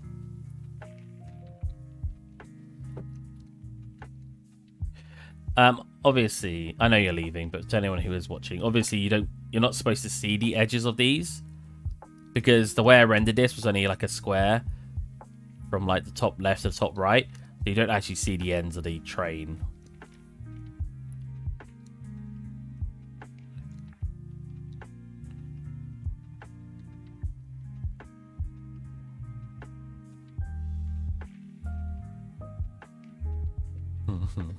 What a fun theme, man.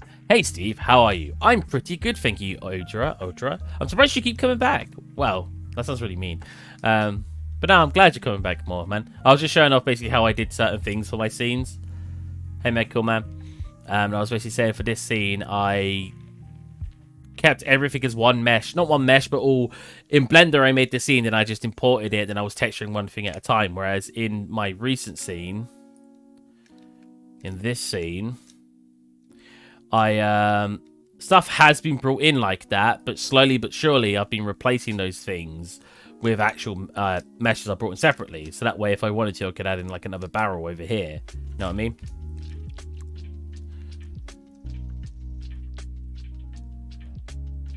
Oh.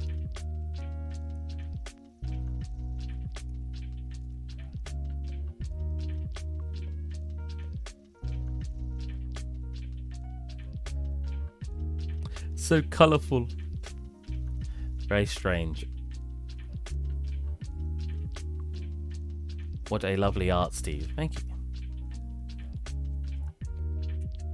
Right, we'll close that down. Yeah, we'll keep our changes. I like what we did there. And again, we need to finish UV mapping on this.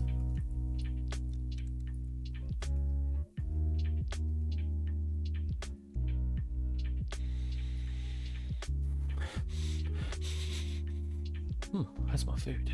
Cool artwork. Thank you, Just Enjoy. What a lovely man. How are you today, my hard-rocking amigo?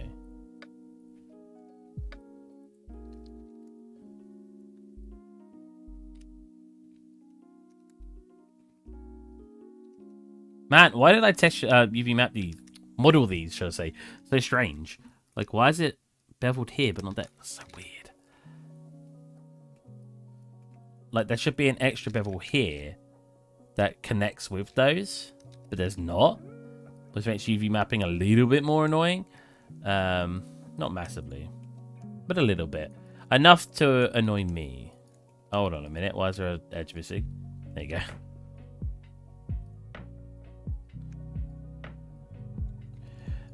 So realistically, I should do something like this, that. So that would unwrap like that, and then I need to do a single edge like here. So if we replicate that on this side.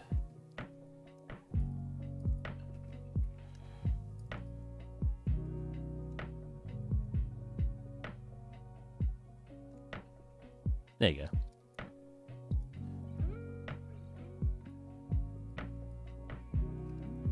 That's UV mapped. What else we got?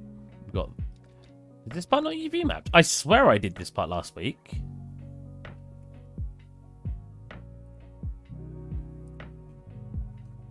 Did I not? I hate that Maya sometimes does this. It gives everything like a second UV map. UV map 1. Okay, nothing's in UV map 1. So if I come into my UV tools, if I select everything right now, oh my god. No, they all come up separate UV sets. It's very frustrating. Fine. UV editor. We don't want to delete 2. What we want to do is we want to copy 2 to 1. Which has got so many different settings. Which is in here, I think. Did you get to use U4? How's it? Pretty good. I've actually got a video. It's the funny looking one with the thumbnail of him going like that. Really fun. Really fun. If you want to see me just messing around, you can always check that video out. It's super cool. The best thing for me was the lumen. I know that's like, oh, nanites though. Nanites allows you to have ultimate detail. But I think the lumen, the essentially cheap version of RTX, really cool. Like, it's very, very cool. I loved it. I loved messing around with it. Okay, editor? No. What am I looking? I'm looking to copy. Oh, copy. There you go. To 1. Then delete 2. There you go. Sweet. Now, is everything else using... Oh, so you're using a different named one. Yeah, so we'll rename this UV map. Is that how it's spelled? Capital UV. No, it's got capital M. Okay. That way, if I merge them together, they'll have the same UV name, which means they'll be able to merge correctly. Cool. All right. Has everything else got 2? You've got 1. You've got 1. You've got 1. Yeah. You've got 1. So I'll probably have this, which is a this. this, and this as one texture. Have we got multiple UVs? Maybe. UV map. UV map. UV map. Join them together. Oh, I'm using blender buttons again. Fine. Layout. Cool. If I select this, we should see the tiling. Very nice. Kind of clips a little bit, but that's fine. Not too fussed about that. Is all this done as well? Oh, nice. Oh, I did this. Oh, I see. Right. So what do I want to have one mesh on this then? Maybe I'll have this whole building and then this, or I say building. This part is one texture and this part is one texture. Yeah, that probably work better, but we'll decide that later. Bless me.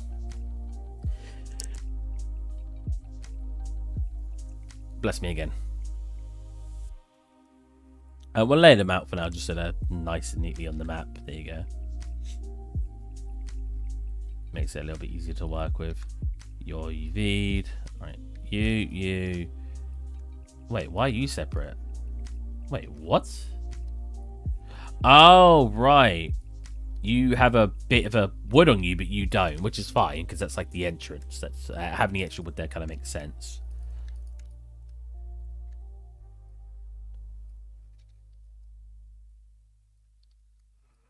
Bless you. Thank you.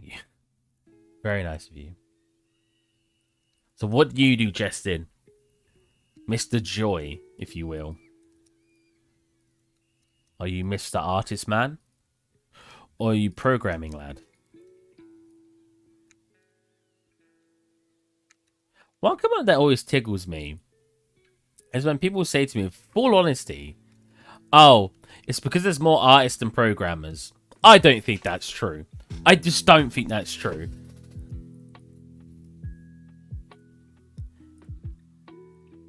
Obviously, I know a lot of artists because I went to an art course.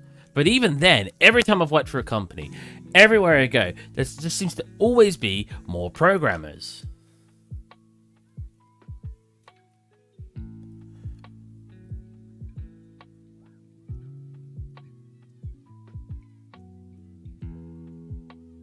And I mean like 3D artists. I don't mean like artists in general, because if you added up every single, like a musician is technically an artist, a painter and all that, a sculptor, you know, I mean 3D, like a development artist for games and movies.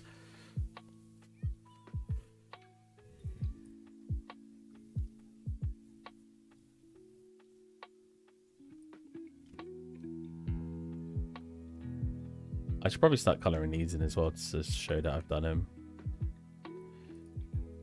Even though they're technically one mesh, it'll make it easier for me mentally to know what's been done. You've been done? You have been done.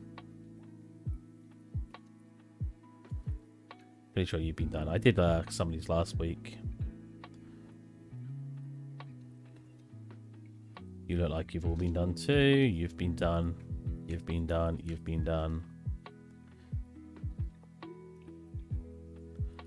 You guys have definitely been done, right? Yeah.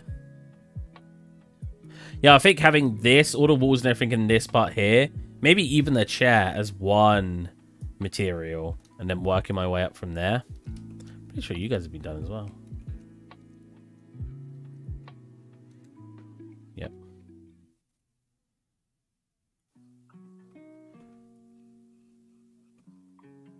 What about you?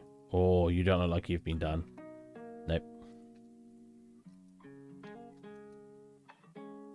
I always say if something takes you like 5 hours, to assume the UV mapping is going to also take you 5 hours. Now, that will never always be the case, right? Because sometimes you will have days where you model something very quickly, right?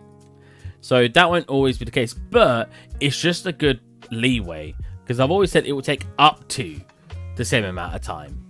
If it takes me 20 hours to model something, it will take up to 20 hours to UV map it. It might only take me 10, right? But just, especially if you're working for a job and they're asking you how long to do something, always add on that extra time, because you might run into mistakes, right? If you have a perfect, like, day, you may not have a single mistake, and you may get something done that you thought was going to take 4 hours in 3 or 2 hours. But at the same time, if you're asked to do a job, someone's like, oh, how long would this take you? Add on those extra hours if there's going to be mistakes, you know? Oh, that'll take me 5 hours to model. Okay, so 5 hours to UV map, and then maybe 3 hours to texture, so 13 hours. And then maybe possibly 2 hours of fixing and optimization, so 15 hours. Because if you come up to them and say, oh, 15 hours, they'll give you one more decent price instead of, oh, 5 hours to model. If I'm fast, I can do it in 3. Maybe only 2 hours to UV map, so that's 5, and then maybe only an hour to texture, 6. So now you've, instead of saying 15 hours, you're saying, and let's say an hour to optimize, you're now saying 7. You've halved that time. You might get it done in 7, but you've given yourself no leeway. So if things go wrong, and you have to approach your the person hiring you, say, oh, I'm sorry, but it took me 10 hours instead of 7. They're not going to be very happy with that. But if you have a 15-hour set with them and you approach them and say, oh, it took me 10 hours instead of 15, they're going to be happier. You know what I mean? That's not me trying to say to trick the person who's employing you or anything. It's just, unfortunately, with this kind of work, it's hard to always tell how long something's going to take. And that's just a cut and dry of it. You just have to be willing to identify that things may take you longer because mistakes may happen, and your employer should be aware of this. I've worked enough freelance that I know that they are not always aware of this. I remember when one of them wanted me to make all these assets and all these materials and everything, and it was taking me a couple of weeks to do, and then he compared me. They were like, oh, but we hired someone over the weekend and he apologized the character for us in just a weekend. And the lead artist stood up for me and he was like, yeah, but all he did was apologize the character. Steve's been not only having to make high, because I was a texture artist, but I had to keep making high poly for things because there was no high poly. And he was like, yeah, but Steve's making high poly. Steve's, you know, getting the texture side, he's getting the rendering done, he's then getting him engine, he's then making smart materials. Like, I was doing more work than the guy that they hired for 2 days to optimize. But sometimes they don't have a clue, and they will think you're slacking off and stuff when they just don't understand. That's why the company I'm in at the moment is great, because the person who's basically who I'm hired under, I guess, like my boss, he is a 3D artist. He used to work as a 3D artist. He still is an artist, but he's now more of a businessman. He sorts out all the business stuff in the company. So, but he's aware. From what I could tell, every time he's spoken to me, he seems very aware what things take time, and that's so nice.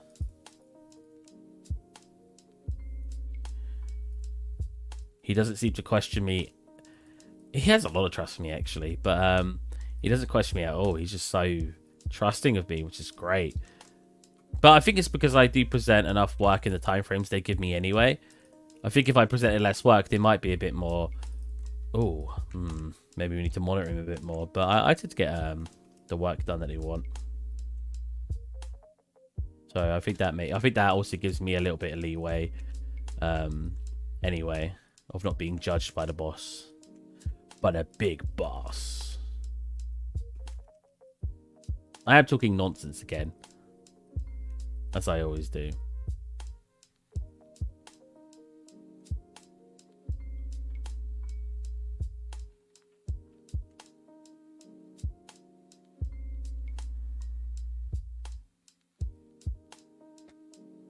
Maybe I should do a UV mapping like course and just show people how to UV map. That'd be an interesting course, right? Honestly, I do know a lot of people who'd actually want to see that. Problem is I can only show it in Maya because then I'd sit in Blender, and I feel like a lot of people would want to watch it in Blender, so kind of pointless, if you ask me. Did I fully UV map this in the end? No, I didn't. After all that time, I still didn't get UV map done.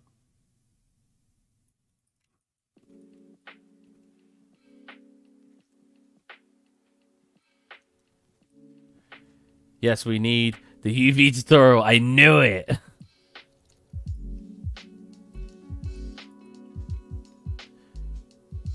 I know a lot of people who just automatic UV, and every time they tell me that, I'm like, oh.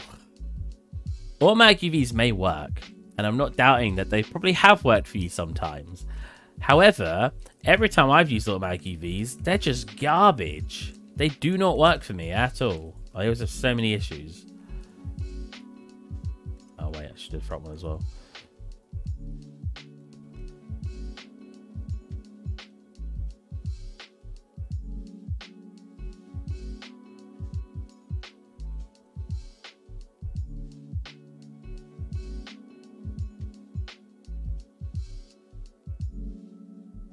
I actually broke it down. If you actually watched my last stream, I said there's basically 3 ways to UV map anything in a scene.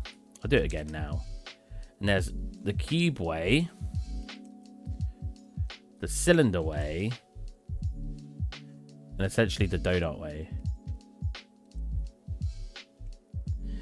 Basically, every asset, in my opinion, can be unwrapped with the same workflow you do with these 3 objects, right? With a cube, when I'm wrapping, so what I do first is I unitize, which basically, I've never seen anyone make UVs like you. I'm really interested as a 3D shit. Thank you. So like with a cube, so I've unitized it, which basically takes every face and it just makes it its own square of the UVs. Like they're just all separate now. So this isn't usable right now, right? Let's freaking move that away. So you see that they're all separate. Now what I do is I select every edge. So you can do that either in here, or you can click here, edge, just select every edge. So if you want to move and sew this now, which is move and sew means connect those edges together, you know, sew together, you're going to get, so it's terrible. If I unfold it, it's not even going to unfold. That's how terrible it is. That's, obviously you need to make your seams. So what we do now is we make the seams. So as I've mentioned before, with a dice that, when your teacher used to make a dice or make a cube in class, to give you a piece of paper with essentially the UV map, an unfolded cube, and then basically you cut it out and you fold it together, right? We're doing the opposite. We're trying to think in our heads where we want those cuts on the 3D so it can be unfolded. With a cube, usually what you want to do is deselect every edge. Make sure the top, whatever the player sees the most, right? So if the player does see the top the most, that's the focal, that's the one you want to keep as much edges connected to, because you don't want to see seams. Then at the bottom, where the player doesn't see, you want to only keep one edge selected, like this. Oops. When you move and sew now, you get this shape, which is essentially what you used to get on the piece of paper as a kid when you just gave it to you, which is what we want. The reason I say this is one of the methods is because you can have a shape that's like this with beveled edges. So let's say that's what your shape is. Put 2 on it. It's the exact same technique, right? In fact, this should technically still work here. Kind of. So, repeat the process that I just showed you. Unitize. So, again, we want all the edges selected here. So, we'll... 1 edge each. Like this. Now, if you've got a shape that's like this, where it connects as 1 edge loop, you can just... You know, select all of them. Select the edge loop, and then come to the top, like, select the edge loop like this, and then... reselects those edges. So at the top, you've still got all 4 edges of that square connected to each, right? And then at the bottom, you keep 1 edge separated. So you have all these edges here. See that? And as I said, it's the same way as the normal cube was done. And then you select it. So what I'm doing here is moving sewing, selecting the whole thing, control right click, and then go to UV shell. And then what I'm doing is I'm doing an unfold. So modify unfold, like that. Wait, that did not work very well. Oh, did I not select everything? Whoops. Make sure it was still selected. Modify unfold. There you go. Now, if you don't like the looks of this, you can always think to yourself, oh, I'd rather, because of how big this is, I'd rather it come through, essentially, if I were to cut these out here from the top. So you can do your UV mapping from the UV sheet as well, especially in this circumstance, and then you can start connecting these pieces together like this, and boom. You've got kind of a more, sort of a better looking one, because it's such a long shape. what we've essentially done is we've reversed the process, except we've put it on its side, right? So we've made this the area where it all connects to. So you just do sort of the reverse. So all the sides here are now connected. Then you select one of the... wait. Oh yeah, backside. Backsides, you, again, want one edge selected, like that. And then unfold. Or move it so, and then unfold. Oh, I didn't do that right. What did I do wrong? Oh, I've got my edges selected inverted, so there you go. There you go. Then move it so. There you go. Unfold, and boom, you get that shape. So, yeah, that's what I said about the cube. The cube is its own process, but you can take that process onto anything else that's cube-like, right? And once again, if I do another demonstration, if we had like... If it lets me select it, fine, I'll just click the button. If you've got like a shape like this that... Oh, that looks terrible. That comes out like this. You basically just did the same process what you've been doing before. The only difference is you basically cut this edge off. And you just make a seam there. So unwrap what we've got now. Hopefully that will kind of be fine. Yeah, there you go. So now you've got this shape here, which I can then repeat the process on again. So we've got no face technically here now. And you just work at it like it's a separate cube. So again, boom, boom, boom, boom. Keep all the faces selected there. We don't have a back face. And then move so. Oh, so I click move so. We don't want these edges connected here.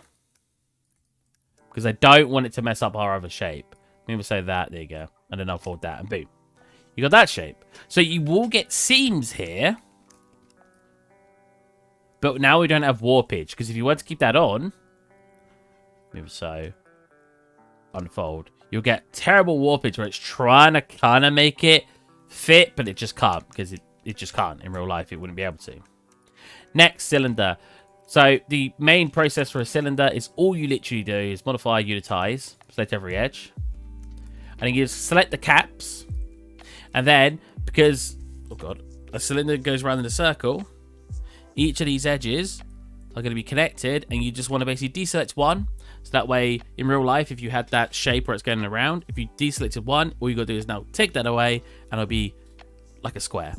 So now if we move, did I move so yet? Yeah, we move so, and select that, and unfold, boom. See what I mean? Makes that kind of shape. Because that way, when that bends together now, you'll get your cylindrical shape. I don't know how much I'm actually in the camera as I'm doing that. Yeah, so bend that around, get cylinder, take it away, it goes into your rectangle. As I've said before, it's all about problem solving when it's the UV mapping. It's thinking about how the UV map works. The very last UV map I want to explain how to do is like a donut shape. So if you have anything like this, even if it's like, you know, like a handle on something,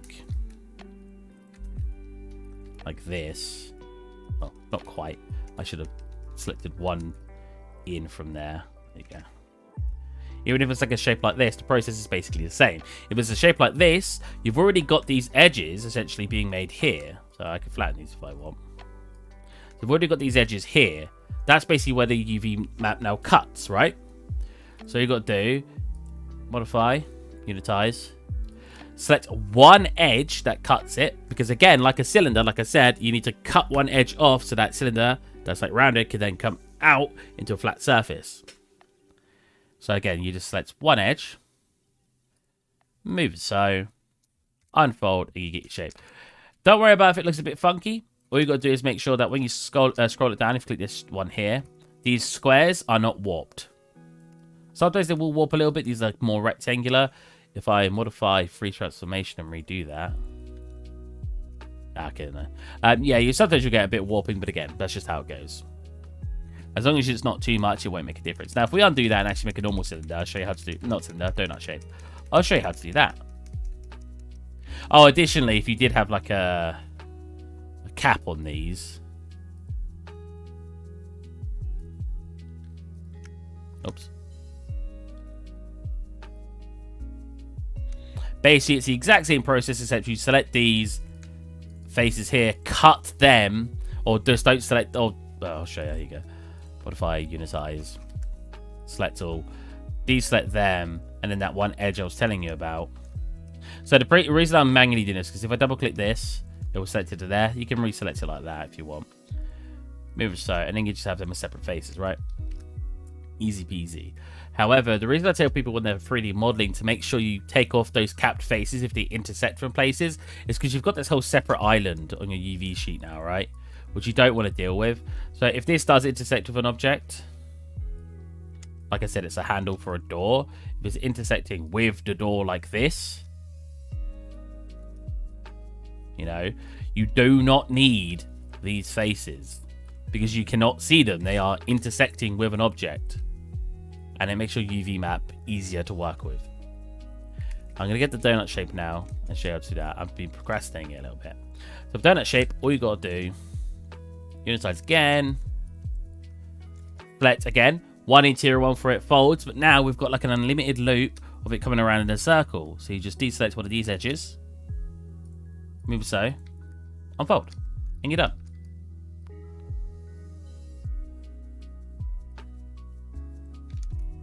Made it a bit too small. Like that.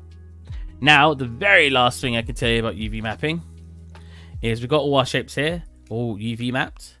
Let's say we wanted them on one UV sheet. Let's just you don't have to combine them together, so I won't actually. So select them all on here. So go to UV, select them all. So right click, UV, left click, select them all. Modify, layout, or Control L. However, you want to set up one setting in here. Right here, shell pre-scaling, preserve 3D ratio, right? Now what this will do is make it so they all have the same texture density. So this cube is now the same size as these cubes. They're a bit warped, so actually it doesn't quite look like they are, but in general, it will get them as close as possible. Let's make sure I freeze. Unfold. Yeah, I'll make it so they get as close as possible to being the same scale. There you go, that's a bit better now. This one's a good example, look. Okay, because this was a little bit warped and not quite the right scale, but yeah. The great thing about that is basically if I had this like huge, and if I weren't to turn on that setting,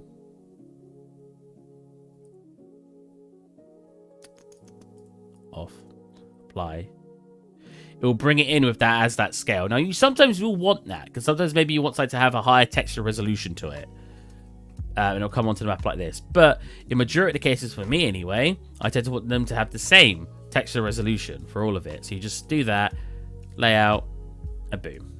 Very simple stuff. Now I know that took me about 20 minutes to explain, but I hope that helped, and I hope I actually made a little bit of sense. Because I know sometimes it's a bit hard to explain all that stuff. Sometimes I'm a little too speedy in trying to explain it. So I do apologize if that wasn't quite understandable. Oh, so it's just this part left to do. Wow, this is like the easiest part. Just do that. Maybe so. Unfold. Yes, thank you. Good. But I could do a little course in it if I really wanted to and actually proper break it down into sections. The thing you just did, can you do that if you have multiple objects on a complex model and then you can import all of it to a substance, for example, and test it because all UVs are on the same? Yes. Yeah.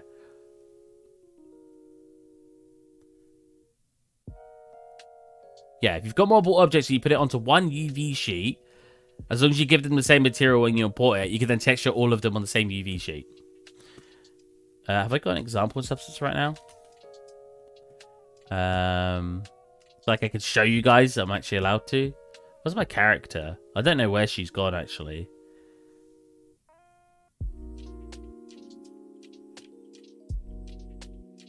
There you go. That's a good example. That's awesome. Yeah. Keeping everything to one UV sheet is useful, but don't, if it's too much, separate it out into separate materials / different UV sheets, because it will be easier to work with if it's a very complex material. But for example, this has 1, 2, 3, 4, 5, 6, 7, 8 meshes on it, but I've put them all into one UV sheet with the same material, which means when I go to texture it, let's find a material we can use. Painted steel, there you go, that's fine. Oh my god, more are loading in. Ah! Give me my painted steel back, there you go. Boom, painted steel. Even though they're separate assets, they're on the same UV sheet, so it works them. And then if I did, obviously, I don't know how much you've used substance before, but then if I was like, oh, I actually want those parts still wood, but I want that part to be metal, I could black mask that out. There you go. Put the wood back onto there. Wow, what is happening there? Huh, interesting. But yeah, and then we could do something like that, and that part still gets metal, and that gets us wood. Again, a lot of what I do, I just know a lot of shortcuts and stuff, so it makes the workflow. It just makes the workflow full stop. Everything just starts flowing together. Honestly, the easiest way to explain it, it makes the work flow.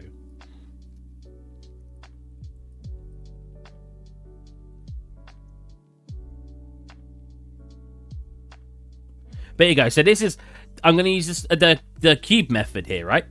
So I'm taking this face here as if it's the front of my cube. I'm making it so it attaches every edge. Yeah. All the corner edges I've deselected. On this side, I've got every edge deselected for now, so I will connect one. Like that. So again, like how the cube was working I did earlier. And that will cause a tiny bit of warpage because of this center part, but we'll see how that looks.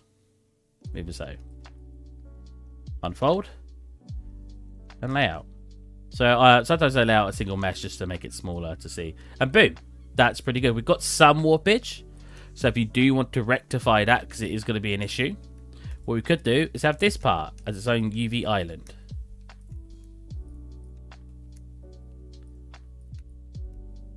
Turn off this so I can see what I'm doing. Also, you guys can see more what I'm doing. I can sort of gather what I'm doing, but it's definitely awkward to look at. So we could separate that out, so cut it. And now we have... Oh, they're over here. Oh. Two islands. So now these are separated like this. And then you could just straight up unwrap these and hope for the best, which probably won't work very well. As you can see. Oh, actually, it is a little bit better. Or, again, you could do how to... It's like an inverted cube now, right? Wow. Again, I've got the weirdest UVs on these things. But again, you could deselect each corner like that. We don't have a face on this side, you know what I mean, because there's nothing here. But again, deselect, select, deselect, select. Now, this is like the front of our cube where I've selected every side except the corners. We cut it because I'm taking those away now, not sewing them. Select everything, unfold it, and we'll get sort of this shape instead. Oh, I missed one.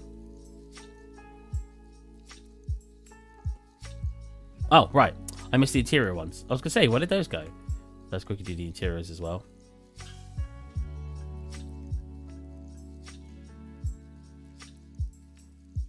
Cut. Unfold. There you go. Now, if I go to look, they shouldn't be warped anymore. But the problem here, so the biggest issue here, is that these are separate islands down. So if we get where the door came from, which is all over here, we've got our door, and then so we've got 5 islands down, right? Which means you'll have more seams. So basically, you need to determine whether or not it's worth it. If it's worth having more seams and less warping, or if it's worth having it as one island, which is what these are called, one island and no seams, but you got more warping. So that's what I say to people a lot. It's like sometimes it's just picking what's less destructive for what you're doing. So again, I could connect all these back up and unfold those, but I'll get warping here again. But now I don't have any islands, so you won't see any sharp seams here when I go to texture.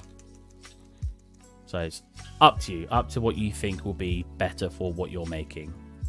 Unfortunately, there's not always a straight yes or no answer to what you're doing.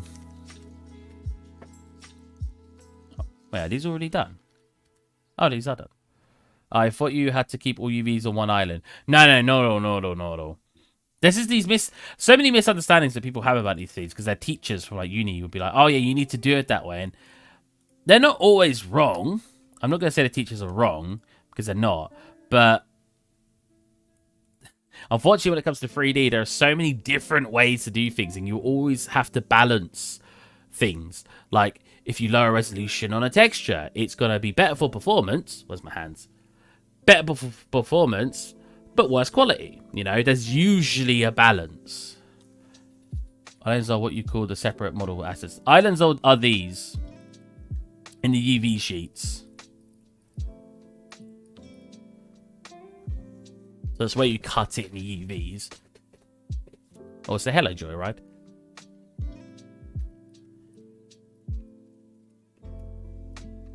I procrastinated a lot today. Well, I coloured in my scene. That wasn't that much procrastination.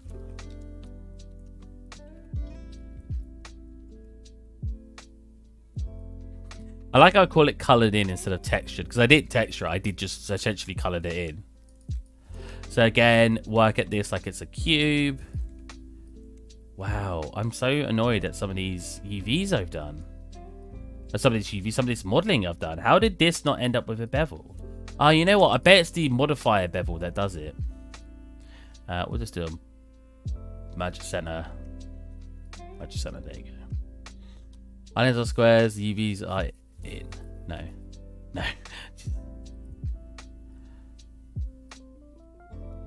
No, islands are the UVs. This is the island this is the island. These aren't the islands. Like these squares here, these aren't the islands. This is the island. Know what I mean? Hope that makes sense. Okay, yeah, sorry. I used a lot of terms that they are technically the correct terms, but obviously if you've never heard them before, it can be very confusing.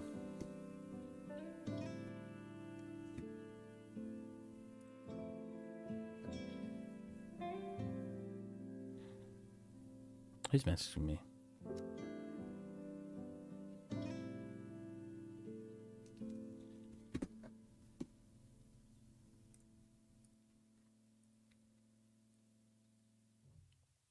The model. The model?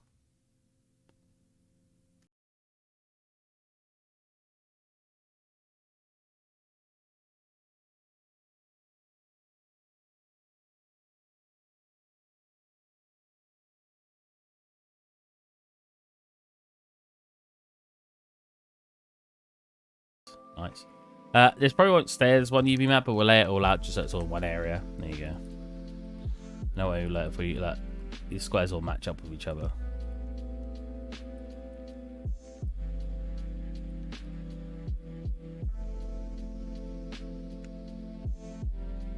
Let's save what I got. It's been a while.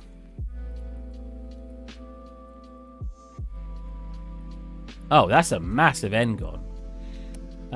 What's the easiest way to fix that? Probably just to go mesh, clean up. There you go. Cool.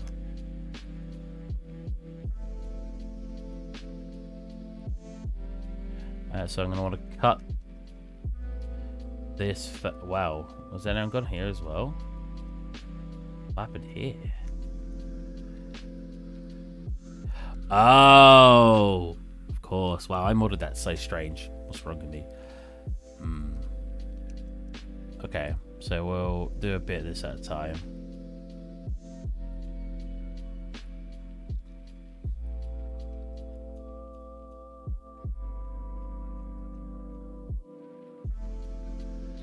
And then what I want to do is so like this.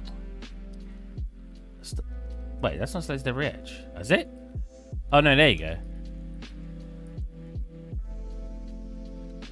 So what do you do, Joyride? Let's hear it. New person. Got to know what you do. Are you art? Are you programmer? Are you animator? Oh, I did this already. I will finish very, very soon.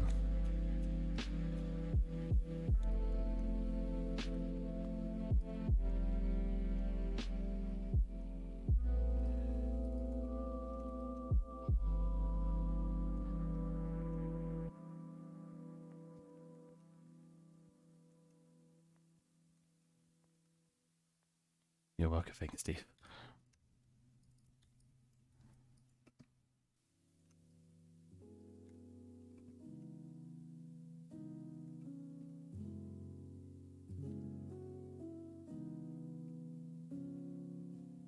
Pretty modeling. Nice. That's nice.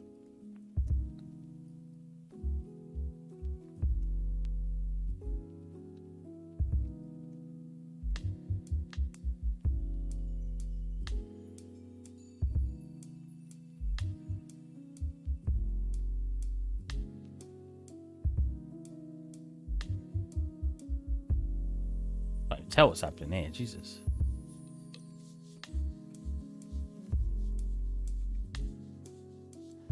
This does not want to. There you go. Turn that off. It's not. This does not want to look clear to me, does it?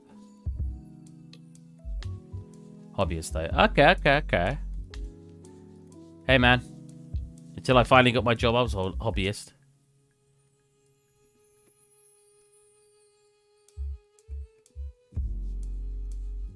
Although, was I technically a hobbyist if I was aiming to get a job? Does that defeat the purpose of being called a hobbyist? It is going to take too long to UV map. I will probably UV map up stream because I need to go eat my dinner. I hope you guys enjoyed the stream. If you haven't seen what the scene looks like, that's what it looks like. I say scene. This is what this looks like. My scene is a whole different thing. If you missed that, that was shown a little bit earlier on in the video. There you go. I have this turned on. Wow, this. Come in. Yeah. I hope you guys enjoyed. And I will catch you guys on Wednesday. If you guys would like to talk to me off stream, I do have a Discord you can find below. And I will catch you guys then on Wednesday. Bye.